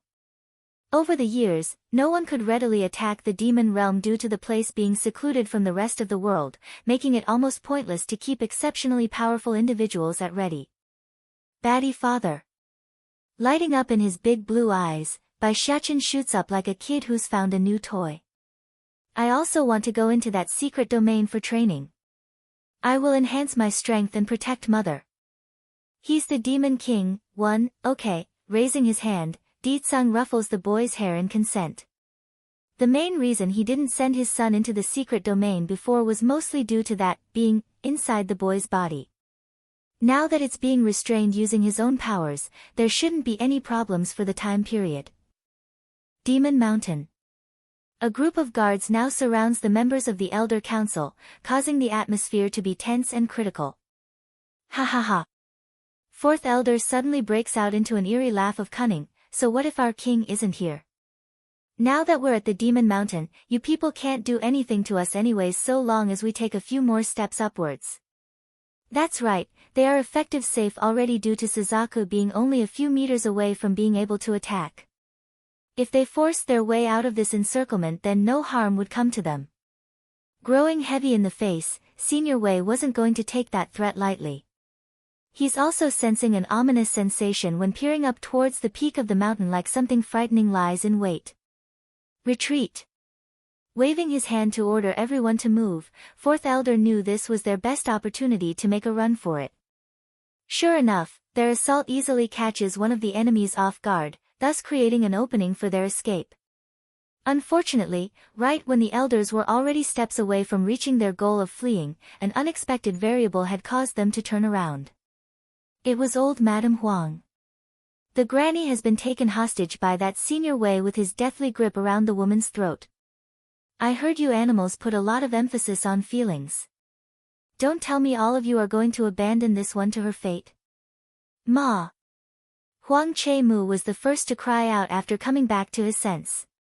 Inwardly, he was hating himself for not doing a better job of convincing his own ma of leaving instead of tagging along. Now not only was everyone stuck in a situation as a result of his moment of softness, she's also in danger. Do you have no shame in threatening an elderly? Let her go now. The one speaking out was Third Elder, his voice seething with rage when eyeing the perpetrator. Senior Wei sneers at this. You think I'm stupid or something? I know very well you're trying to lure us into that mountain. I don't know what's in there but my intuitions are telling me it's either a trap or something dangerous. If you want this old hag to live then come down from there this instant. Changing in their faces to a fearful white, Fourth Elder and the rest never expected this old man to be so vigilant. Just getting close is enough to sense the danger.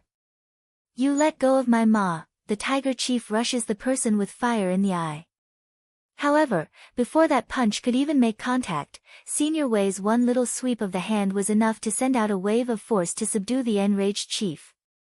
Sprawled onto the floor like a beaten cat, Huang Che-mu could not budge an inch, only spewing blood from his mouth and making a deathly glare with those bloodshot eyes.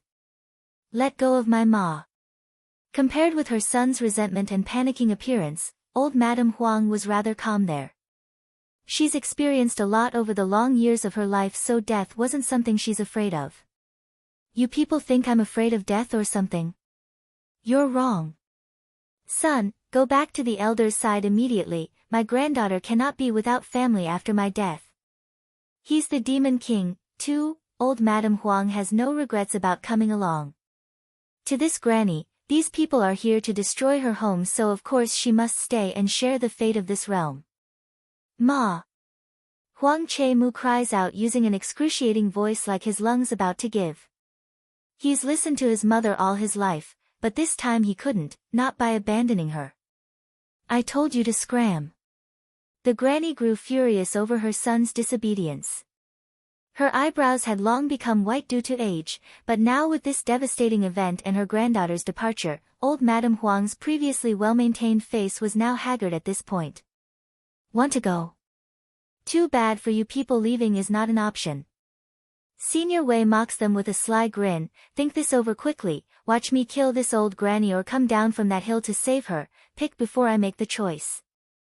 The elders present had all stopped in their footsteps by now up at the hill, their eyes watching the stubborn old madam and her son's struggle. Grandpa Wei, the girl impatiently frowns, why are we wasting time on these people? Let's just go right up and deal with them, there can't possibly be anything dangerous on a tiny mountain like this. Having said that, the lady then began to willfully walk towards where the demon elders are. However, the senior clearly didn't agree and promptly pulled her back in haste. Miss, my intuitions won't be wrong here. This mountain is shrouded in a heavy air and littered with traps. Without a proper trap master with us, we won't be able to ensure your safety. Back up at the hill, fourth elder was growing increasingly more anxious as the seconds dragged on. He's not able to stand idly by and watch the tiger chief and the old madam die in front of his eyes. That's not something he could get past his conscience. This time it looks like we won't be able to avoid this crisis. Fourth elder smiles wryly as he resolutely walked towards the base again. Chief Huang, I still owe you a favor from before, so consider this as repayment. When his eyes fell upon the tiger chief again, the elder's face looked helpless yet firm, like he's prepared to meet his fate. Although he's ranked fourth among the many elders in the palace, fourth elder was in fact the youngest of the batch. If not for his exceptional talent, he never would have been conscripted. As for the favor mentioned here, it was by coincidence, but he had suffered a serious injury at one point in his life. When that occurred, it was Huang Che-mu who inadvertently saved himself, hence the favor. Old Madam Huang was now starting to panic after seeing that figure coming down to them. What are you doing? Hurry and leave, I don't need anyone to save me. Despite that, the fourth elder didn't slow or become hesitant. In a blink of an eye, he's already at the mountain base again, causing the old madam to be filled with regret due to this ending. The granny doesn't fear death, but she does fear dragging down others with her due to a simple mistake she caused. That's a sin and a shame she wouldn't be able to put down. Ha ha ha. Senior Wei hasn't fallen so low to lose his humanity yet. Pushing the old granny aside with one palm strike, the old man zooms forward like a burst of lightning and instantly stood before the fourth elder. He's the Demon King. 3. The fourth elder didn't have time to react due to the stiffness in him when confronting this overwhelming aura. Next thing he knew was a loud bang against his chest that caused himself to flinch backwards in pain, blood dripping down the corner of his mouth. Making a poignant smile, you people from the celestial realm are only so much, and here I thought you would take my life with that strike. Impudent beast. Senior Wei flew into a rage, his attacks coming down like a storm. Due to the fourth elder being prepared this time around, he did not get hit right away. Nevertheless, the tide still lies with the enemy, leaving the young elder on the defensive. Bang! In a careless exchange, a hit lands and causes that already pained face to turn even whiter. Fourth elder.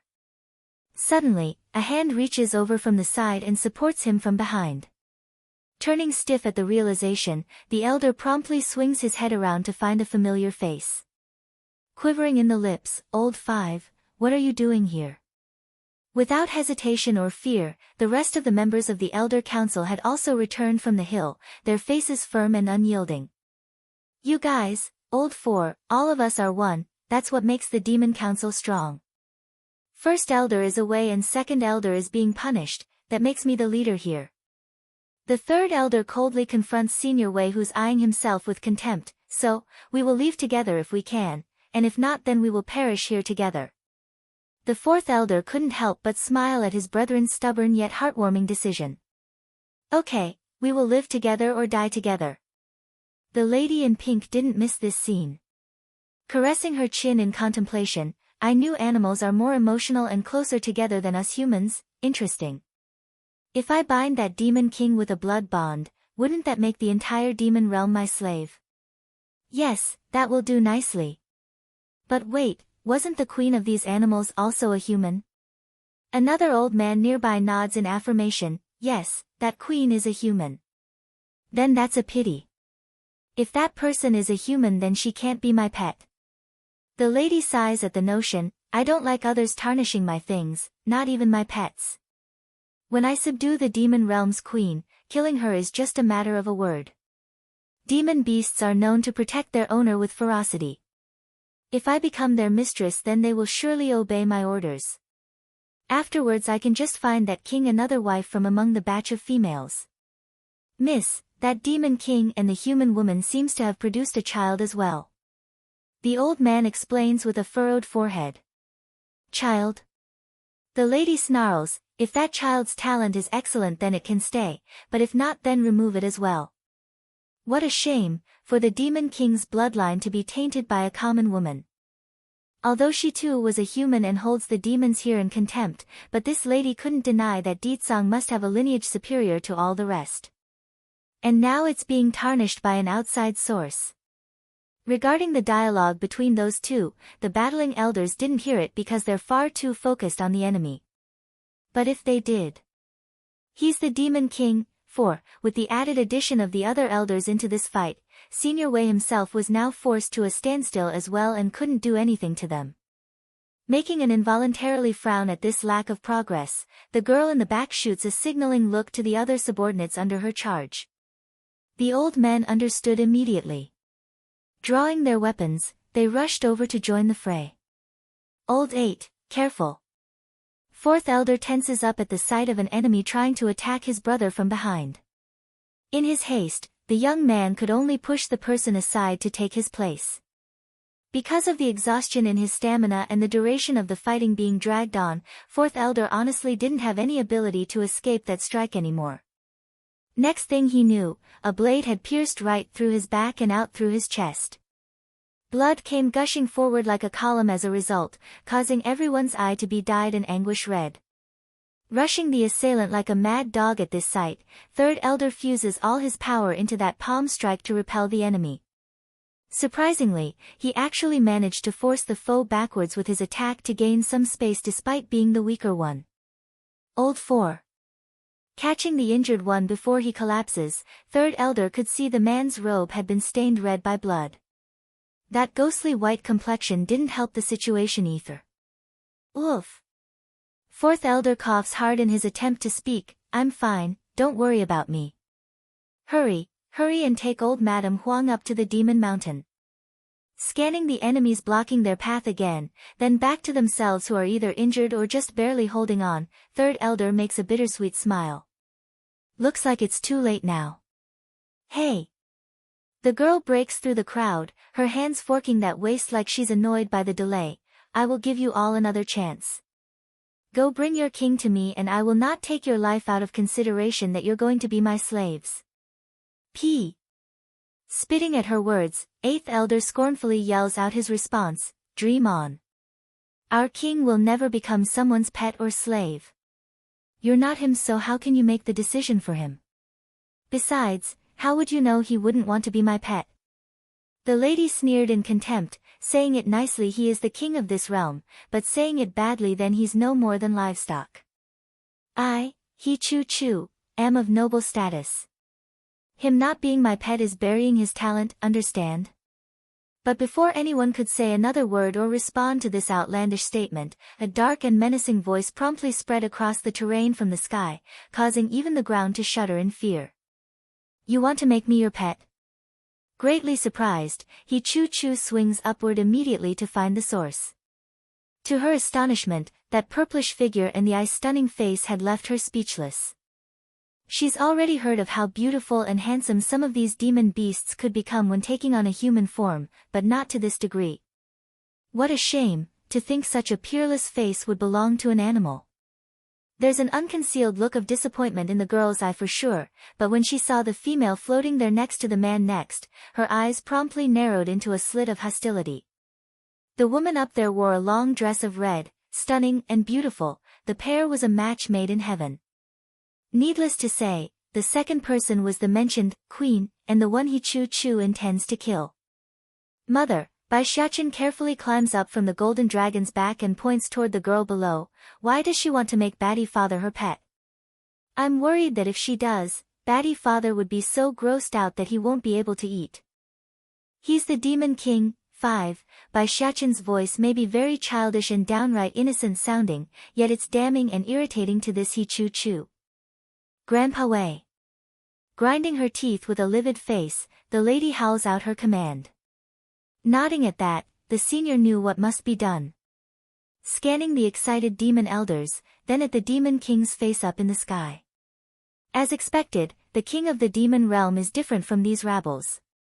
If you are willing to submit to my lady then there will be plenty of benefits waiting for you. Cold in the voice, the senior throws out his idea of a good proposal only to be ignored like he's non-existent. Landing on the ground by jumping down from the gold dragon's back, Bai Yan directly comes before fourth elder to stuff a pill into the man's mouth. Moments later, the blood was quenched and the wounds quickly mending. Queen, the injured individual started to get emotional once the tears started to flow. You're finally back. That day it really wasn't His Majesty's intent, he was framed by another who used second elder to their advantage. We made sure the perpetrator has paid the price. Watching the grim look on the fourth elder's face, Bai Yan sighed, I know everything, that's why I returned. Openly sobbing now, this is great. The queen is back and the king won't be so furious anymore. Only a human woman, I'm really curious on why you would become the queen of these animals. Don't tell me it's because you couldn't think things through after being discarded by another man, right? If that's the case, then it's truly a pitiful story. Finding that she's being ignored, He Chu decides to forcibly interject into their conversation by using her sarcastic words. Bang! Suddenly, a strong gush of wind sweeps over from the side from out of nowhere. She wanted to dodge out of instinct from this surprise attack, but it's already too late by then. Her body got tossed over into the air similar to a broken kite as blood sprinkled the ground like rain droplets. Miss! Senior Wei flies into a rage, his eyes spewing fire at the silvery-haired assailant. You will pay for this transgression with your life.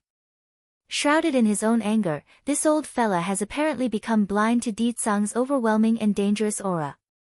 In a flash, the senior has come before the great demon king to grapple that neck using his talon-like fingers. Unfazed and unafraid, the demon king didn't even flinch at this direct attempt at his own life. Releasing his insane power to enshroud the senior in his own force, a strange and eerie of silvery light seems to have materialized due to the intensity. Poof! None of them could catch what just happened, they only knew Senior Wei just abruptly froze in mid-action and started to bleed all over his body. It's as if innumerable swords had slashed and pierced through his body from out of nowhere. For a while there, the whole mountain was thrust into a deadly silence where even a touch of a feather could be heard. The most astounded here had to be the people brought along by He Chu, of course. They were horrified and stunned by this amazing display of power. It couldn't be helped. Senior Wei was the strongest among their group. Without him, what could they do against this demon king? You are not from the celestial realm, Ditsang loudly proclaims. Speak, where are you people from? Third elder quivered at this notion. King, you mean to say they're not from the celestial realm? That's right, showing an evil smirk. Those cowards know very well of the demon realm's strength, they would never dare come invade so openly, let alone claim they could subdue me. Tire them to death. 1. Not from the celestial realm. Everyone had to take a momentary pause to take in this astounding news. If she's not from the celestial realm, then where? Another higher realm? Loosening his arms around Bai Yan's waist, Ditsang slowly came before He Chu, who's still sprawled there on the floor after his attack. It's dreadful for the lady. Not only did she suffer a severe injury by that strike, the ominous air felt suffocating in her current state like she's being pressed down by a mountain. In addition to the human world, demon world, and celestial world, there's also other worlds in between these three. Since you're no ethereal being from the underworld, it's safe to assume you're from the spirit world, or spirit realm by its official name, am I correct? Under that tyrannical gaze, He Chu instinctively wanted to squirm away. You. How did you know that? The spirit realm was located at the outermost edge of the demon realm, it's also the main channel to the other realms like the human world. Due to the fact that the various realms were sealed and cut off from one another 1,000 years ago, the spirit realm was also left in seclusion during long period of isolation, hence the reason why the demon elders didn't realize this fact. But now that the barriers separating the various worlds has been shattered at the hands of Ditsang's will, everything was quickly coming undone and returning to its original state from eons ago. I've said it already, those cowards from the celestial realm doesn't have the guts to come make trouble for me. Feeling the man's violent aura coming down above now that they're only inches apart, He Chu starts flustering in a panic. Someone, quick, save me. The old followers that came with the lady trembled at the thought of confronting this menacing foe. Even so, they are the girl's guardian and would carry out their duties as needed. With a stern heart, they force themselves to move forward. Have you asked for my opinion in making trouble for my man? Bai Yan's hand caresses her son's head, she suddenly chuckles and interrupts the moment. You are nothing but a monarch rank, do you think you can stop us? One of the seniors snaps at her. I can't, but they can. Pointing to the members of the Demon Council, her face showed confidence in them. Infuriated by this mockery, don't think just because Senior Wei is dead that you can insult us like so. They are nothing but beaten dogs that lost to us. In the world of demons, they are only afraid of Ditsong. As for everyone else, they don't even consider them a target. Ignoring the rude remark, Bai Yan comes before the fourth elder again and tosses over a storage bag. This is, fourth elder made a surprised and confused face after inspecting the content. Smiling, these Dan pills are something I made while staying at the Misty Fairy House, they're called Limit Breaker Dan pill. Take one and your physical strength will exceed your original limits. For example, fourth elder, you are currently at the upper level of the monarch rank, am I correct? With this you will be able to have the arm strength equal to a celestial rank. Hiss. A pour of gasping sounds washed over these people, their looks filled with disbelief when facing Bai Yan's gorgeous contour. A pill capable of raising one's arm strength by a whole rank? Where did she get such amazing recipes from? Bai Yan didn't do much to explain because in her view this wasn't all that amazing. Sure, it does bring the user's physical strength up by a whole rank after consumption, but this 7th grade alchemic pill doesn't truly changes one's inner power, making it somewhat superficial after the expiration period. Also, the other one in there is a type of 8th grade alchemic pill called Mending Dan pill. You guys saw its effect earlier already when I threw one into fourth elder's mouth. It can speed up one's recovery if consumed. Tire them to death, too. Bai Yan smiles devilishly. In addition to those two, there are also a couple of other pills in there. Some can help rejuvenate your internal energy, some will regrow your limbs if you must, they're all yours now. I only have one condition though, kill these people even if you guys have to tire them to death. Fourth elder and the rest of his brothers were all showing an unbelievable level of excitement on their faces. Staring at the ones who mocked them earlier, those seniors who came to invade their home no longer looked so menacing or dangerous, rather they have become praise in their eyes instead. My brothers, these bastards dare come make a mess of our home, for that, we will show them the price of this transgression. Yes, we need to exact revenge for the innocent lives lost at their hands. The elders frantically rushed the group of old-timers and directly stopped their act of attacking Ditsong as well. With the effects of Bai Yan's support, the fight played out exactly as she wished. Though their strength remains inferior to the enemy, but their physical strength was up there. Besides, no injury mattered anymore aside from a direct death blow.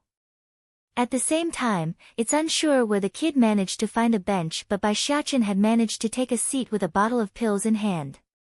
His image right now was no different from a boy currently in the theaters munching on popcorn. Talk about ridiculous. Dragony too. As the young lass watched her friend's yummy appearance, her mouth just could resist salivating. Thankfully the little steambun didn't act like his usual gluttonous self. Here, one for you. These are snacks mother made for me, so I have a lot here. Towards the opposite sex around his age, Bai Xiaochen had always been very generous, especially when his lifelong dream was to get a lovely little sister. Thank you, Your Highness. All smiles in the eye, Dragony happily sat down on the bench with the boy while they watched the show play it. The old seniors were getting more and more desperate as the situation dragged out right now. Ignoring the fact that the demon elders has a huge advantage due to the stash of replenishments lying around, the arm strength has either become on par with their own or even surpassed some of them. At the rate they're going, it's just a matter of time before they fall. Miss, we really can't hold on anymore. A yellowed-robed senior makes a bitter smile. Like her subordinates, He Chu was also showing despair on the face. How can this woman come up with so many powerful Dan pills? And her son and the little maid is able to use them as snacks. This is ridiculous. Even back in the spirit realm, most of the people of power would break their heads for a single one. Don't stop, keep fighting. Jumping up from his bench as soon as he saw the foe ready to make a run for it, Bai Xiaochen forks those tiny arms around his waist like a bratty child. These bad people wanted to make my batty father his pet and disperse our family. They are not allowed to leave. As the little prince of the demon world, his words held a lot of weight. Therefore, Fourth Elder and his brothers didn't stop their attacks at all and increased the intensity even. Tire them to death. 3. No matter how strong a cultivator was, they're no different from an average martial artist once their internal energies has been exhausted. And sure enough, the weaker guards that came with He Chu Chu were the first to fall after they depleted their strength. Poof! Finally, after a few more rounds of exchanges, one of the seniors eventually succumbed to Fourth Elder's blade. Piercing right through the person's chest, blood dyed the senior's clothing as he fell lifelessly out of the sky and onto the ground. Aside from the eerie thud made by the impacting flesh, there's nothing else, not even a scream or cry for help. Run! The other old fellas wanted to flee as soon as they saw the worsening situation.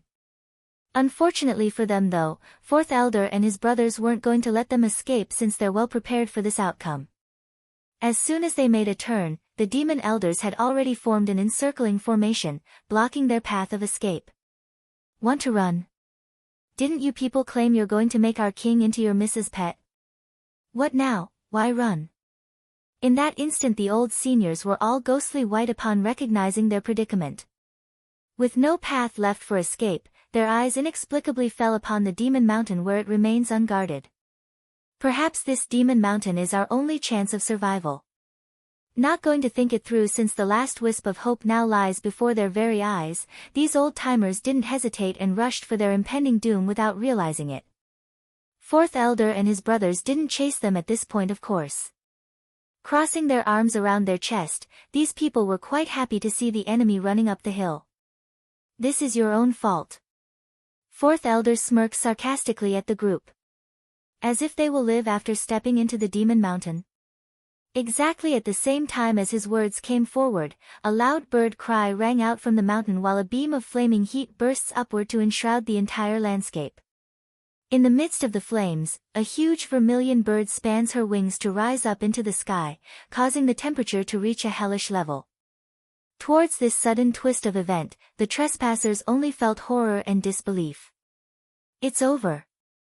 For a time, this thought was all that was inside the group's head. They wanted to flee for their lives at this incredible enemy, but their legs wouldn't budge. In fact, the area around their crotch had become wet due to the urine coming out of their private parts. What came next was devastating for those suffering the brunt of that heat wave. Suzaku didn't hold anything back with her powers. Fanning out her wings again, it only took a mere moment before her flames blew over to completely incinerate the foes. He Chu Chu was absolutely stunned by this overwhelming display of force. The sole reason she survived and didn't die along with her subordinates was the fact that they abandoned her when they fled up the hill. And now, she's alone and without help. Queen. Coming back to attention, old Madame Huang was the first to break the mood with her outcry. Emotional in the face, my granddaughter, is shouting with you. Turning to face the granny, Bai Yan answers with a frank tone, she's fine, you don't have to worry. I left little Rice and Xiaoing back in the human world so they're very safe right now. I will pick them up later once this is over. Tire them to death. 5, Queen, you're finally back. Breaking out into a chuckle, Bai Yan just couldn't resist after seeing that funny picture of Suzaku acting like a wife that's been left behind. Yes Suzaku, I'm back now. I've also found Azure Dragon now so there's only Black Turtle left who's missing. Really? Suzaku's eyes lit up, her smile dauntingly bright, it looks like I'm one step closer from leaving this mountain now. But Queen, is Azure Dragon well? After a momentary pause of musing, Bai Yan decides to keep the fact that their friend Azure Dragon has now been reborn as a female. It couldn't be helped, she's afraid this bird wouldn't be able to take the news and faint on the spot. Don't worry, Azure Dragon is fine. That's good then, heaving a long sigh of relief, Queen, I need to bring you to meet two people. Blinking her eyes at first, Bai Yen was taken aback by the suddenness of this request. However, towards that serious face, she couldn't refuse. Making a slight nod, all right, lead the way. Come Dragoni, we'll go and watch too. Tagging along with the little lass in hand, Bai Xiachen led his partner up the demon mountain using those small little feet of his. Taking this all in from behind, Fourth Elder was rather puzzled and confused by the little prince's behavior. When did His Highness have such a good relationship with the little dragon girl? If I remember correctly, wasn't he afraid of getting anywhere near her after she kissed him on the cheek that one time? I guess children will always be children. They will forget something after a short period of time. Even from afar, Bai Yen could already hear the wailing cries of Jun Ruching as well as another male and female howling out in pain. It's eerie and creepy to the ear. Note, Jun Ruching is the fox woman who attempted to steal the queen position from Bai Yen and the first to be imprisoned inside this burning flame. What did the other two do? But before she could ask that question aloud, the answer had already presented itself before her very eyes. Inside the burning flame, the unknown woman's face and body had become transparently white due to the continuous torture. Despite this fact, her soul continues to persist after so long. As for the male that's also inside, that face looked ordinary and simple, however, that aura told Bai Yen exactly who this person was. Is he the man posing as Ditsang? A burning hatred ignites out of the woman's pupil, her glaring eye locking onto the two perpetrators that nearly ruined her family. That's right, Suzaku's complexion darkens as her voice turned cold. This is all state teacher's fault. He made this person and hid the fact from His Majesty, that's why there is the misunderstanding. As for the other female, she's a woman who's in fancies the king and the one who instructed this guy to frame the king. And, pausing for a moment, she's the one who ordered the palace guards to hunt you down. It's her. Truth was Suzaku felt very guilty regarding the whole fiasco. The first reason being Little Rice had come to her prior to Bai Yan's departure from the palace and asked about the possibility of someone impersonating one's aura and scent. Naturally Suzaku denied the idea and found it ridiculous. If only I had the same ability as state teacher, then I would have known it's possible and not let things reach that point. Remove the flames for now, I want to talk to them. Bai Yen didn't bother hiding any of the negative feelings she held for these two and sternly gave the order. Okay. Retracting the flame like the obedient follower that she was, Suzaku allowed two of the three transparent souls to fall out of the air and onto the ground. Chapter 832, Tire Them to Death, 6. In light of herself gasping for air now that she's free, Qing Shui, second snake woman, only needed a glance to recognize Bai Yen's face in that moment. Somehow her face had gotten even whiter despite being nothing but a soul right now. She's back. Did His Majesty really convince her to return? But how? She shouldn't have, considering that huge misunderstanding. What's more, this human woman would never forgive the king with her personality, she just won't. Qing Shui's voice started to stutter, making it almost impossible for that tongue to spell out a single proper sentence. All menacing in the face, Bai Yen meets the other side's gaze. What, surprised to see me? Or are you surprised by the fact that I would return so soon? Tightly biting down on her lower lip, Qing Shui's body trembled incessantly under that light battering of the mountain breeze. No need to fret, I'll tell you. It's actually quite simple. In fact, slowly coming up to the snake demoness, I was indeed very angry that day and didn't think things through. Adding in the fact that I got no explanation from Ditsang that month, I left without a second thought. But you forgot something important, and that is his feelings for me. In order to keep me safe, my man had secretly given me a protection talisman to keep me out of danger. If that's the case, why would he try to kill me when he's so desperate to protect me? Bai Yen couldn't deny the fact that she and Ditsang's time together was too short, making it easy for others to shake their foundation. But not anymore. This time she intends to rectify that problem. So I began to think. Going over the events one at a time, I eventually found the flaws until I was certain something was wrong. Sneering in her lips now, Bai Yan stares down at the snake's soul with contempt, and when he came for me, it didn't take much for me to believe his words. Well, explanation was honestly not needed back then. Issue was Bai Yan wanted Ditsang to learn from the mistake of keeping so many secrets to himself, hence the reason why she stringed him along with various terms and such.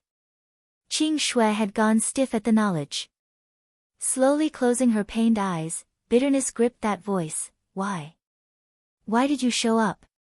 You are clearly just a human, why do you get to keep the king to yourself?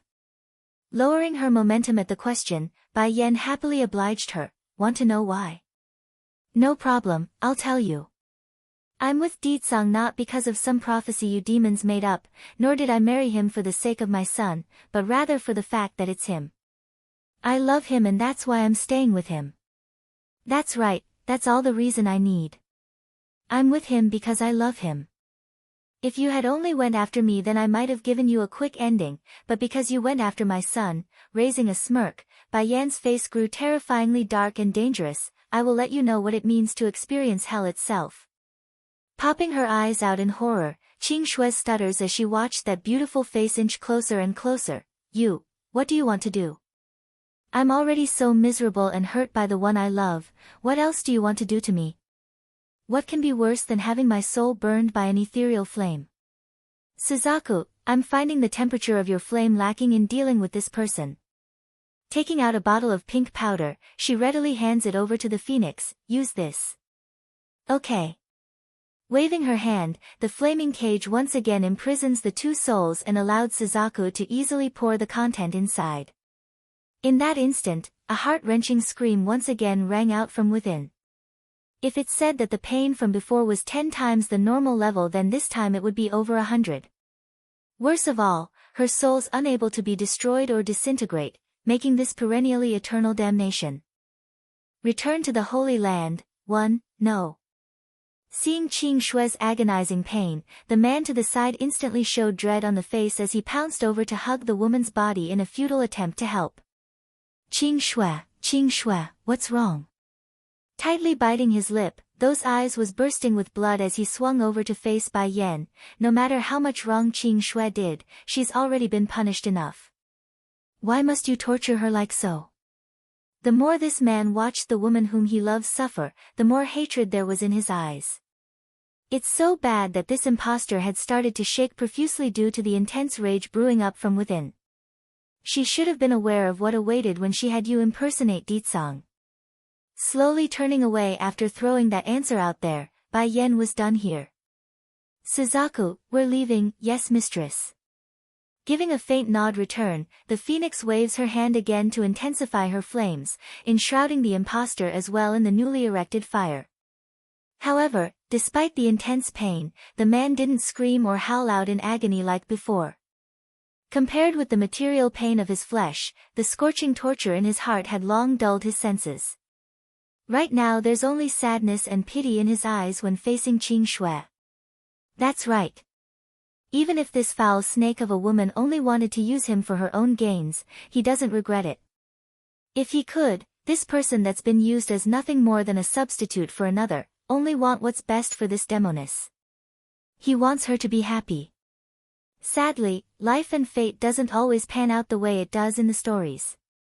Not only did his perseverance and heart not move Bai Yan or her party, it didn't move Qing Shui either because this wretched snake never had him in her eyes even when things have come this far. Back over in the main gathering hall of the palace, Ditsang had just finished taking his seat on the throne. Where did state teacher and first elder go? Coming up to answer was third elder. Arching his fist in compliance, we do not know. State teacher only left behind word that he needs to go do something important and requires the help of a celestial rank person to accompany him. That's why first elder left with him. Important matter to do. Arching a brow, Ditsang's cold expression began to turn into a frown. I understand then. Also, go tell second elder and Fire Plume to crawl over to the Demon Mountain. Tell them not to come back until my wife forgives them, and if they can't. The Demon King's expression got dark and menacing to deliver what he meant despite not uttering the last bit. Third elder began to shudder all over at this notion. He understands, the time of judgment has come for those two, If Bai Yen doesn't forgive them, well, the only outcome would either be banishment or something worse. Yes, my king. All nervous in his retreat, the third elder did as ordered and passed on the message to the two.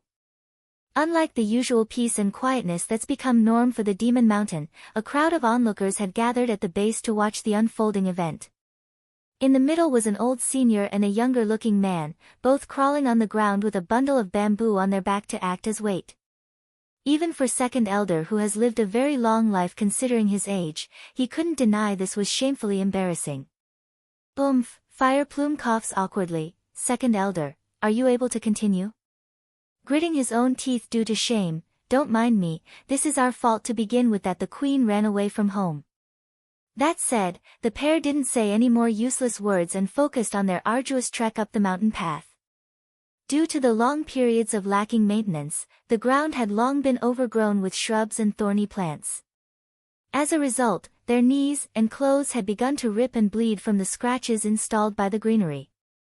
For the onlookers who came to witness this event, they didn't have the courage to follow the pair up the mountain due to the fact that it's Suzaku's territory. However, this degrading image was now firmly ingrained onto their minds and became a laughingstock among the common folks of the demon realm for hundreds of years to come. Return to the Holy Land, to Suzaku. While inside the dainty-looking bamboo cabin, Bai Yen was just in the middle of watching her son and Dragony playing out in the front yard when she overheard the commotion. What's happening outside? Why is there so much noise? Go have a look. Yes. Arching her first, the Phoenix woman left as told to investigate only to return not long afterwards. Hesitant in her voice, Queen, there are two people outside wanting to meet you. Looking for me? Raising a brow, Bai Yen was rather surprised by the answer. I'll go out and meet them then. Getting up from the chair, Bai Yen casually strolled out of the cabin to find two unexpected people quivering at her entrance. Perhaps it's the fact that they had climbed up the mountain in such an indignant manner, but those kneecaps had already been ridden with blood, thus leaving a trail behind themselves as well. What are you two doing? Slightly furrowing her brow, Bai Yen snaps at the two men. Pale in the face, second elder uncomfortably answers first, Queen, I am here to atone for my sin. That day I foolishly believed in that impostor's word and caused the misunderstanding between you and His Majesty. Everything is my fault. I am willing to bear any form of punishment you see fit, please punish me. No, Queen, the fault is mine and not second elder's. His Majesty ordered me to bring you word of his departure in order to lift the seal, but I got careless and mishandled the mission. This is all my fault, please punish me instead. Kneeling there with tears slobbering up his face, Fire Plume held nothing back and pulled one of the bamboo sticks out from his back. Presenting it before his queen, it's obvious he wants her to whip him with the damn thing. But words are words. When the item finally left his hand after Bai Yen picked it up, his body inherently froze over for the impending strike. Yet nothing came of it. There's no pain or the sound of bamboo hitting his flesh, nor are there any words of scolding or curses, just an uncomfortable silence as he hung his head low. Did you suffer a lot when crawling up here? It was Bai Yen who eventually broke the awkward moment with her words. Chew. Queen. Fire Plume looks up in confusion, unsure what to make of that. In that case then your crimes have been atoned. Bai Yen has always been a person who holds a clear line on what's right and wrong, meaning she would only target those whom wishes her harm. What's more, does she even have the right to get angry at these two when she herself was fooled into those lies? Of course not. Fire Plume on the other hand was stiff as a rock right now despite the goodwill. This loyal subordinate of Deed Song's just couldn't believe he's going to be let off the hook this easily. In fact, this bird man has prepared for the worse. The bare minimum would be a long session of being whipped until their skin was bleeding, or at least lose half their life in the process. Getting annoyed in the face after getting no reaction from the two, what? Do you want me to help lift you two up or something? Sure enough, the fierce voice finally knocked them both out of the dazed state. Jerking up in his haste, Fire Plume suddenly found himself unable to steady his legs due to the scrapes he suffered so far. Even so, he continues to force that shaky leg to remain standing in light of how awkward and funny he appears. If one had to describe his appearance, it would be like a duck squatting around after being tired out. Unable to bear this ridiculous picture, Bai Yen rolls her eyes and points to the stone stools nearby. Sit over there and rest. Once the both of you are better, then go back. Return to the Holy Land. 3. Moved to tears by this point, Fire Plume was filled with gratitude based on the face he was making. Queen, the great mercy you showed me today will never be forgotten. If Her Highness didn't forgive me, then the king will never keep me around. If that's the case, the only outcome would be banishment from the demon realm. This matter is not yours or Second Elder's fault to begin with. If they can blind me to the truth, then what right do I have to blame you too? Smiling on the face, Bai Yen comments bitterly, besides, the loyalty you showed me isn't going unnoticed. Just keep being true to Deetsang in the future as you've always been. Coming down to take a seat on the stone stool now, it was Second Elder who spoke next. Queen, you forgiving us is your open-heartedness, but I won't forgive myself. From now here on forward, I will use my loyalty to prove my worth. Sighing at their persistence, here, these 2 pills are for your knees. Take it and quickly heal up so you can go back down the mountain. Suzaku doesn't like being disturbed. After her saying that, Bai Yen then tosses the 2 pills over and returned to her resting spot inside the bamboo cabin. But unlike her mistress though, the Phoenix woman didn't go inside, she merely continues to stand there staring down at the 2 men like she's seeing some filthy peasant. Wham! From out of the blue, she actually kicks them both in the shin after seeing they had ingested the medicine. Lady Suzaku, gasping over the wincing pain, Second Elder pathetically looks at the lady in an unsure manner of what to do. When something like that happened back then, why did you not come find me first? Gnashing her teeth, she snaps at them both. Squirming at the interrogation, the senior somehow became smaller in terms of size. It's the king. No wait, it's the imposter. He wouldn't let me tell anyone including First Elder and you, Lady Suzaku. He said he didn't want the news landing in the queen's ear. Stupid. Seething at this point upon hearing that ridiculous answer, if Her Highness didn't forgive you then it wouldn't be just a kick. Since your wounds are healed now, scram, I don't want to see your faces. That's no different from amnesty for the pair. Scrambling to get off their butts, Second Elder and Fire Plume practically fled like a ferocious predator was behind their back. In a blink of an eye and plenty of dust cloud in their wake, the 2 was gone and without a trace. Going back inside once they're out of sight, Suzaku had already shed away the stern and heavy air she had, leaving only a smudge of grievance on that face. Queen, I only wanted to give them a lesson for their stupid behavior, you wouldn't blame me, would you? Turning her head with a chuckle, you are only just angry, are you better now that it's vented? Suzaku immediately nodded, and her eyes became cautious. Queen, are you going to stay for good now that you're back? Raising a smile, Bai Yen frankly answers her, unfortunately, I need to leave the demon realm for another trip. Don't worry, I will be back soon. Though she's still not happy that her mistress was leaving for another time, but it still warms her heart that it's a brief one and that Bai Yen would return. From the initial frown, the phoenix was now blooming a genuine smile. Queen, I can't leave the demon mountain now, but when you bring Black Turtle back then I can finally leave this place. As I did 1,000 years ago, I will accompany you to the battlefield. Seemingly recalling back to their time together, Suzaku's gaze showed yearning and hope for the glorious days they shared. Return to the Holy Land. 4. Xiachen, Dragoni, let's go. One hand holding her son, the other holding the Missy, Bai Yen was all smiles on the face as she led them to the doorway. But mother, where are we going? Blinking his big innocent eyes, the little steambun tilts his head as he eyed his mother. We're going to your father, she answers readily.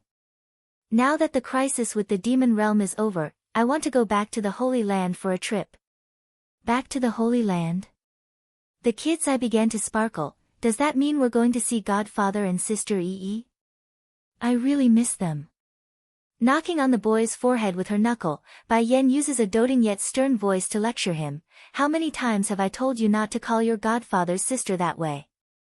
If you call her sister Yi, then it would demote her by a generation. Covering his head with both hands, Bai Xiaqin sounded pitiful and wronged, but Sister Yi won't let me call her auntie, otherwise she won't make fire with me. Quickly realizing the mistake he did there, the little steambun hurries to backpedal on his own words. You've heard me wrong, mother, I didn't say anything about fire. I just... No need to explain. She huffs at her own boy. I had assumed it was Yi who was a bad influence on you as a child, but to think my own son is bad to the bone when it comes to being an arsonist. Very well, I'm sure your grandchiefess will have plenty of things to say to you when they learn it's your own idea to burn down the treasury vaults. Mother, making a scared and aggrieved face, the kid pulls at his own mother's sleeve as a form of pleading. Please don't tell them, I know I'm wrong. Caressing her own chin, I'll decide based on my mood. That said, Bai Yan didn't delay the trip any longer and walked for the outside while donning that cheerful smile of hers. Inside the throne hall, Ditsang continues to stare down at the uneasy-looking subjects of his. Due to that overwhelming aura that's enveloping them all, most had long been drenched in sweat purely out of reflex and not because they are worried for their lives. Then suddenly, a ray of shining hope has come to save them from the uncomfortable situation. Gorgeous in her rosy red dress, the Demon King didn't need any form of urging to fly over to sweep this woman into his embrace. How come you're here? Didn't I tell you to rest at the Demon Mountain while I finish up here? Gentle as ever in his tone, Ditsang never ceases to amaze his subordinates on how quickly his attitude could change when presented with their queen. Actually, I've come to tell you something. I need to go back to the Holy Land for a while. Clearly unwilling based on the initial frown, the great Demon King nevertheless relented and raised a brilliant smirk like he's thought of something devious. Okay, I will accompany you. No need, shaking her head, Bai Yan blankly refuses the offer. I'll be back real quick, you don't need to deliberately come with me. I'm sure there's still a lot of things for you to take care of here. In that moment, Bai Yan's brain unconsciously recalled back to the message the Lord of the Holy Land left her prior to her initial departure. And now, she and Ditsang's strength has become too far apart. In order to keep up with him, Bai Yan must improve if she wishes to fight alongside him in the future. And to achieve that, the only solution would be to return to the Holy Land. Are you afraid I would fight with Chui Feng? The man's voice sounded all sour and jealous. Ditsang understands very well that person holds an unusual position within his wife's heart.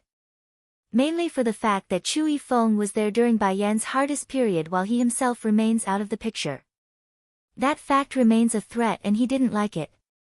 Be the judge, 1. As soon as Ditsang's words were finished, the woman in front of him had already tiptoed that feet to sink her rosy red lips onto his. By combining two of her fingers against that chin, the picture was akin to Bai Yan taking advantage of her man and not the other way around like usual. An eternity later. Be good, I'll be soon, so stay here and wait for me. Despite this tone being no different than that of a owner comforting their pet, it's damn well good enough to make this wife slave numb to his feet. Unable to refuse that request, the man's voice falls into a whisper. Okay, I'll come find you after I finish my business here in the demon realm. Nodding with a smile, Bai Yan lets go and turns around. Xiaqin, Dragoni, we're leaving for the Holy Land now. Batty father, Bai Xiaqin suddenly runs forward to confront his old man, those eyes shining like a twinkling star. Don't forget what you promised me. I will come back after I go see Godfather and my grandchiefess. At that time, you must send me to the secret domain for training. Actually breaking out in laughter, the Demon King smiles proudly at his own boy. When have I not kept my promises to you? When you come back, I'll personally send you to the secret domain for training. Okay. That brought on a wave of smiles to the kid, making him all the more adorable at the moment. I will strive to enhance my strength until I can become Mother's wing. I will shelter her from the rain and wind. Determined and firm, those big eyes left no room for doubt because he meant it.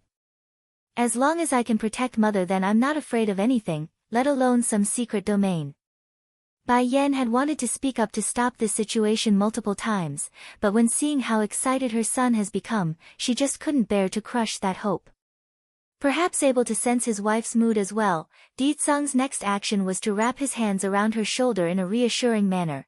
Don't worry, he won't be in any danger.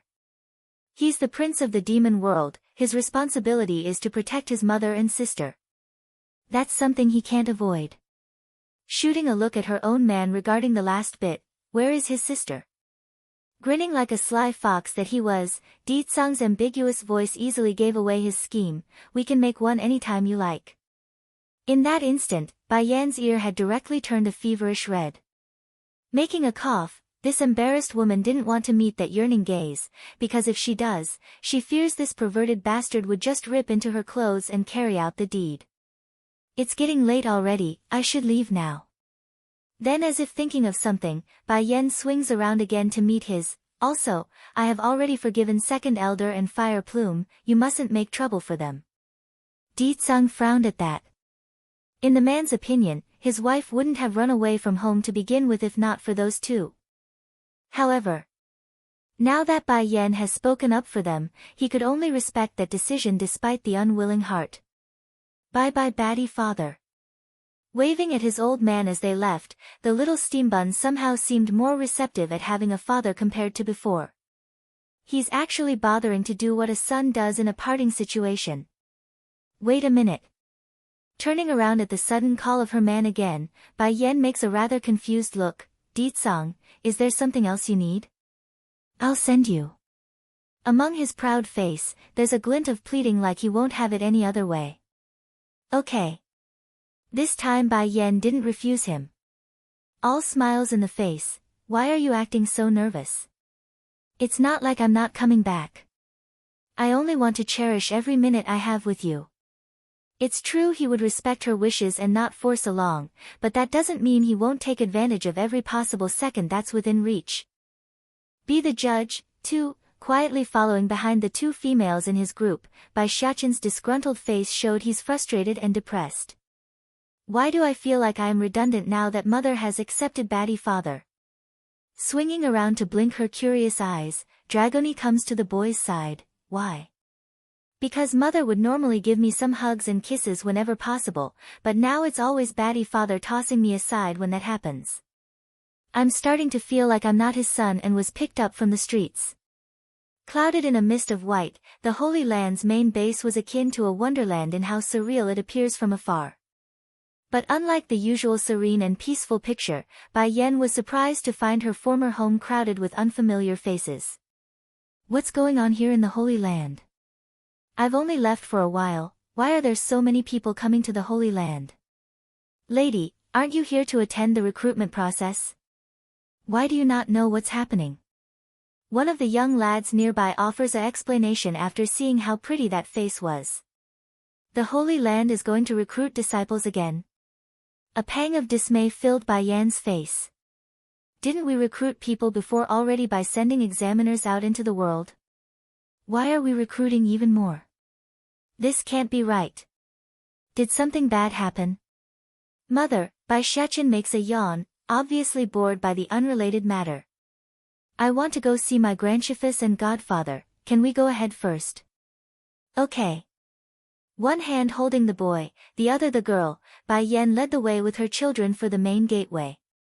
Unfortunately, due to the huge numbers of attendees today, she's now forced to squeeze through the main crowd where the unexpected happens. Move aside. Suddenly, a hand reaches over from one side in an attempt to push her aside. Thankfully Bai Yan reacted in time. Pulling the little steambun to the other side, their small little group was able to dodge the rude man's act and remain unharmed. Do you not see our fiery flame sect's big lady is coming through? Idling people are to make room. Not only did the person not apologize for trying to push children and females alike, this bastard actually glared at Bai Yan upon realizing his hand had missed. Just like the demon beast sect that has submitted to Bai Xiaqin, this fiery flame sect was also a second-rate power in the human world, making it only one tier lower than the three major powers. So, when most of the attendees overheard the rude and pompous outcry of the big lady from this sect has arrived, it was either a display of awe or fear. Looking over at the indicated direction as well, Bai Yan could see a young female wearing a lavishly adorned dress of red that's suited for outdoor use coming forward. Aside from this, the most eye-catching part had to be the long silvery snake wrapped around that wrist as well.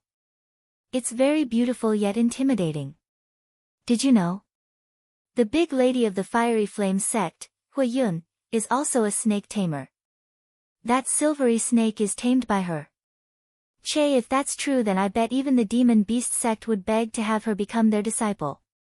Too bad this girl is the Fiery Flame sect's big lady, there's no way she would go become another power's disciple when she's the heir. Many among the onlooking crowd were sighing at their own misfortune. In their view, the chances of them being accepted has dropped by another notch due to another powerhouse coming to compete. Mother, that auntie is so ugly, why is she wearing red? Only mother should wear red because only you are that beautiful. Though childish and not exceptionally loud, Bai Xiaoqin's little remark still drew the attention of a lot of people. Be the judge. 3. Bai Xiaoqin's cuddly little face was full of unhappy light when he saw that silvery snake. For such a young age, his eyes are already exuding a look of dominance. The reasoning wasn't for anything else, merely for the fact that the snakes had tried to attack him and his mother before. Definitely sensing the hostility coming its way as well, the silver snake only needed one glance to shrink its head and tongue backwards after noticing the glare. The poor thing's fearful for its life and it's done nothing wrong. Impudent. The guard from the Fiery Flame sect grew furious. Among the various powers out there, not many would dare act so rude while being in their presence. So, when the man wanted to go over to make an example of Bai Yan and her son, it was surprisingly the lady herself who decided to step in instead. This is the Holy Land, do not cause any trouble without my order. Hui Yun's not stupid enough to make a ruckus here. She may be arrogant at times, but that's always while she knew the other side was inferior to herself. As for the mother and child in front, she merely assumed they're also here for the recruitment conference, meaning there's plenty of opportunity to get even for this transgression. Come on, my cousin should be coming to pick us up, so we mustn't make him wait. Turning away, Hui Yun has completely missed the murderous intent that's being hidden away by Bai Yan. Undeniably, the lady's selfish act of ordering her own guard to step back was the right move, otherwise the outcome would have been a bloody one. Mother, blinking his big blue eyes with a furrowed face, Bai Xiaoqin turns to Bai Yan using a pleading tone. Can I go make trouble for her? Almost uncaring in the voice, no son, remember what I taught you. Do not make trouble for those who don't trouble you, but if they do, do not let them go. The implications were simple, if they dare to offend the kid then he's free to crush them. But since they're still not doing anything yet, he's not to harm them. By this point Hui Yun had already come before the main gate of the Holy Land, and just like this lady claimed, her cousin was waiting for her already at the entrance. Hui Yun, you're finally here. A young man calls out with a beaming smile. Losing that prideful air, the lady promptly made a shy face while being in the presence of this somewhat handsome person whom she's related to. Yes, cousin, I am here. Didn't my father already send word that I'm coming to attend the recruitment conference? If I can stand out this time then we would become senior and juniors as well in the Holy Land. Ha! Lin Yahan bellows out a hearty laugh at his younger cousin's comment. Don't worry Hui Yun, your cousin I will definitely see to it that you're able to join us in the Holy Land. Upon seeing how this big lady from the Fiery Flame sect was able to have someone on the inside, many of the crowds were showing envious looks. So she has a cousin already inside the Holy Land. Someone mutters to their partner. It would seem so. Also, I've heard that Lin Yahan isn't just some random disciple, his mentor is one of the judges for the event. Another comments from a different spot. Then wouldn't that mean this woman and her son is in trouble? They just offended Miss Hui Yun, there's no way the matter would be dropped just like that. Bai Yan did not respond to those various comments, instead she kept her mouth shut and silently listened to their conversations until her face has turned into an ugly frown. To think there's still corruption happening in the Holy Land after I told Shifu to clean out the cancers within here. Son, it looks like we came back at the right time. Curving her lips into a smile, Bai Yan's eye gave off a sharp glint. In any case, I better let Shifus and them know about what's happening here so they can pay better attention to the test. After making that thought, she promptly grabbed hold of the two kids' hand again and walked towards the main gate. Be the judge. 4. Due to Bai Yan sending word to Qiu Shu Rong, third Shifu, and his two brothers ahead of time, the gatekeepers here already knew Bai Yan was coming thanks to the portrait they were given. Therefore, no identification was needed when she was allowed through. Why didn't this woman need a permission slip to get inside? Does she also have a backer inside the Holy Land? I think so, otherwise why would she dare to go against Miss Huiyun of the Fiery Flame sect? The gossiping voices continued to ring out after the group's departure. Regarding this crucial piece of information regarding Bai Yan's background, Huiyun herself did not hear it when she stopped in her tracks to speak. Cousin, did you see that woman with the two children? Lin Yahan became surprised by the sudden question and asked, What's wrong? The woman's son offended me with his filthy tongue. Cousin, I hope you can set her straight during the preliminary selection. Bitter in her voice, this lady was cold and unmerciful in those eyes. This should be easy for cousin to do since his mentor is an elder here. Don't worry Huiyun, I will definitely help you vent that frustration out given the opportunity. Lin Yahan breaks out laughing after thinking it was some sort of huge request. If it's merely toying with a contestant then it's simple for him. Bai Yan did not hear the scheming conversation about herself when entering the Holy Land due to the different direction she took for the Holy Island. She wanted to go see her three Shifus and it's very likely they are there because the task of maintaining her island has fallen onto the three seniors after she left. Sure enough, the sight of the three seniors sipping tea and sitting on their chairs were soon within view. Towards this picture, she just couldn't resist a smile because it was these three who gave her all the warmth back then, and it was they who outstretched a helping hand during her most difficult time. Yen. Renyi, second, was the first to notice the familiar presence nearby. Lighting up in the face as he stood, You're back. His words instantly roused Zheng Qi, first, and Qiu Shu Rong, third, to turn around as well. Showing surprise and joy in their eyes, the two happily got up from their chairs to meet the group. Oh right, is this little lass the one you were looking for? Puckering his lips to the side, the first brother acts like a total child despite being so old. Also, why didn't you inform us when you were leaving the Misty Fairy house? We ended up waiting there until your grandfather came to let us know. Bai Yan starts giggling hilariously at her third Shifu's appearance. Shifus, how is your alchemy doing lately? Have the three of you been practicing the recipes I left behind last time? Zheng Qi, the biggest brother, suddenly shoots an apologetic look to the youngest one before throwing Qiu Shu Rong under the bus. Me and your second Shifu have successfully refined the recipe you gave us, it's only your third Shifu here who hasn't done so. Yes, your third Shifu here is too stupid. Disciple, you should harshly punish him. Renyi adds, making sure the attention doesn't fall onto himself next. Flushing red from anger and embarrassment, Qiu Shu Rong spews fire at his two traitorous brothers. Would it kill you two old farts to not sell me out? Almost unable to keep herself together after seeing how the three troublesome old fellas are about to start a fight, Bai Yan decides to change the topic. Alright, I'm not here this time to check on your alchemy. There's something else I want to say. What's the matter? For a time, all three pairs of eyes were locked onto the woman's face. I want to enter the holy domain mentioned by the Lord before. The holy domain was the equivalent of the secret domain in the demon realm. Just like all miraculous places that could help bolster one's cultivation by training in there, it's also very dangerous and one would likely not return if the enterer wasn't careful. This time, for Ditsang's sake, for the demon realm's sake, I must take this risk. Be the judge. 5. You want to enter the holy domain? Zheng Qi exclaims, this matter must be discussed with the Lord before we go any further. If anything happens to you, not only will us three here be unable to live anymore, the Holy Land will also suffer a great loss. Okay, nodding at her big Shifu's concern, Bai Yan didn't want to force the matter if they are unwilling.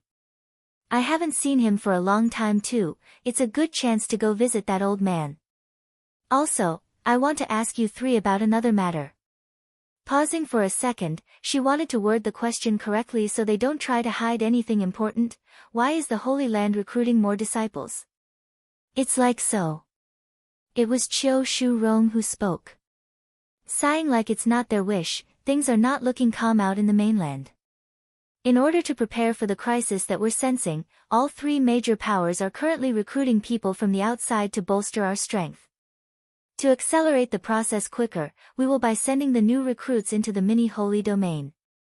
More correctly speaking, the holy domain was divided into two parts. One was the mini version, or more correctly the less effective version which Bai Yan had also attended during her time here. As for the bigger one, also more commonly known as the Mirror of Life and Death, was the one which Bai Yan wants to enter this time around. And no matter whichever version one wants to enter, each individual only has one opportunity in a lifetime due to the restrictions placed on the domain. That meant if it wasn't a last resort and very urgent, the Holy Land wouldn't be sending ill-prepared new recruits into the mini version where it's very much possible to be killed if they are not talented and capable. If we're going to be sending those people into the mini domain, then we can't have any unfair corruption happening. We must make sure the test is fair and just. Caressing her chin, Bai Yan solemnly states this to her Shifus. Speaking of which, you came back just in time. The Lord wants you to be the judge for this event. Me? Bai Yan's eye began to narrow into a slit. I have no time to spare, I need to train inside the holy domain. Disciple, you mustn't be impatient. Opening the main holy domain requires time as well. Being the judge for the recruitment conference wouldn't take up much of your time anyways. Scanning the three old fellas with skeptic eyes, why aren't you three being the judges instead? Be the judges? How silly. Only someone with issues in the brain would want such a troublesome job. All three of them thought of the exact same response, only that they didn't dare to say it aloud. Yen, we're still rough around the edges when refining that new recipe you left us. We need time to hone our skills. Ren'yi, second, only needed a moment to come up with a good excuse since he's the clearest of mind among the three. Then where's Chu Yifeng? If we have the young lord act as the judge, then it will cause more harm than good. Do you think those females would still care about the test? More like they would try to devour him before anything else. Then Chu Yi. If Chu Yifeng is out of the question, that younger sister of his is qualified, right? Her? Of course not. With that girl's crazy character, the whole test would likely become a huge mess at the end. Heck, if her mood is bad, she might even burn down the stage down right then and there. All in all, these old farts are convinced on making Bai Yan serve as the judge today. Face palming herself, the poor woman here suddenly felt like she returned to the Holy Land at a wrong timing. Can I refuse? Her tone grew weak. No. You can't refuse, that's that. This time the judge must be you, and the princess can only be your aide at most. It's likely only you are able to control that lass in this entire place. A determined face, Ren'yi doesn't allow his student here to refuse at all. Mother, Bai Xiaqin suddenly tugs at his mother's sleeve with his eyes shining. I also want to be an aide. First looking at the little steam bun, then at Bai Yan's face, Dragoni was also showing a hopeful face. I also want to help. We'll talk about this later, first I'll meet with the Lord and Chu Yi. Oh right, where is Chu Yifeng right now? Is here in the Holy Land. Bai Yan asks after a moment of hesitation. Almost immediately, the three seniors' faces were stiff and awkward when they sighed.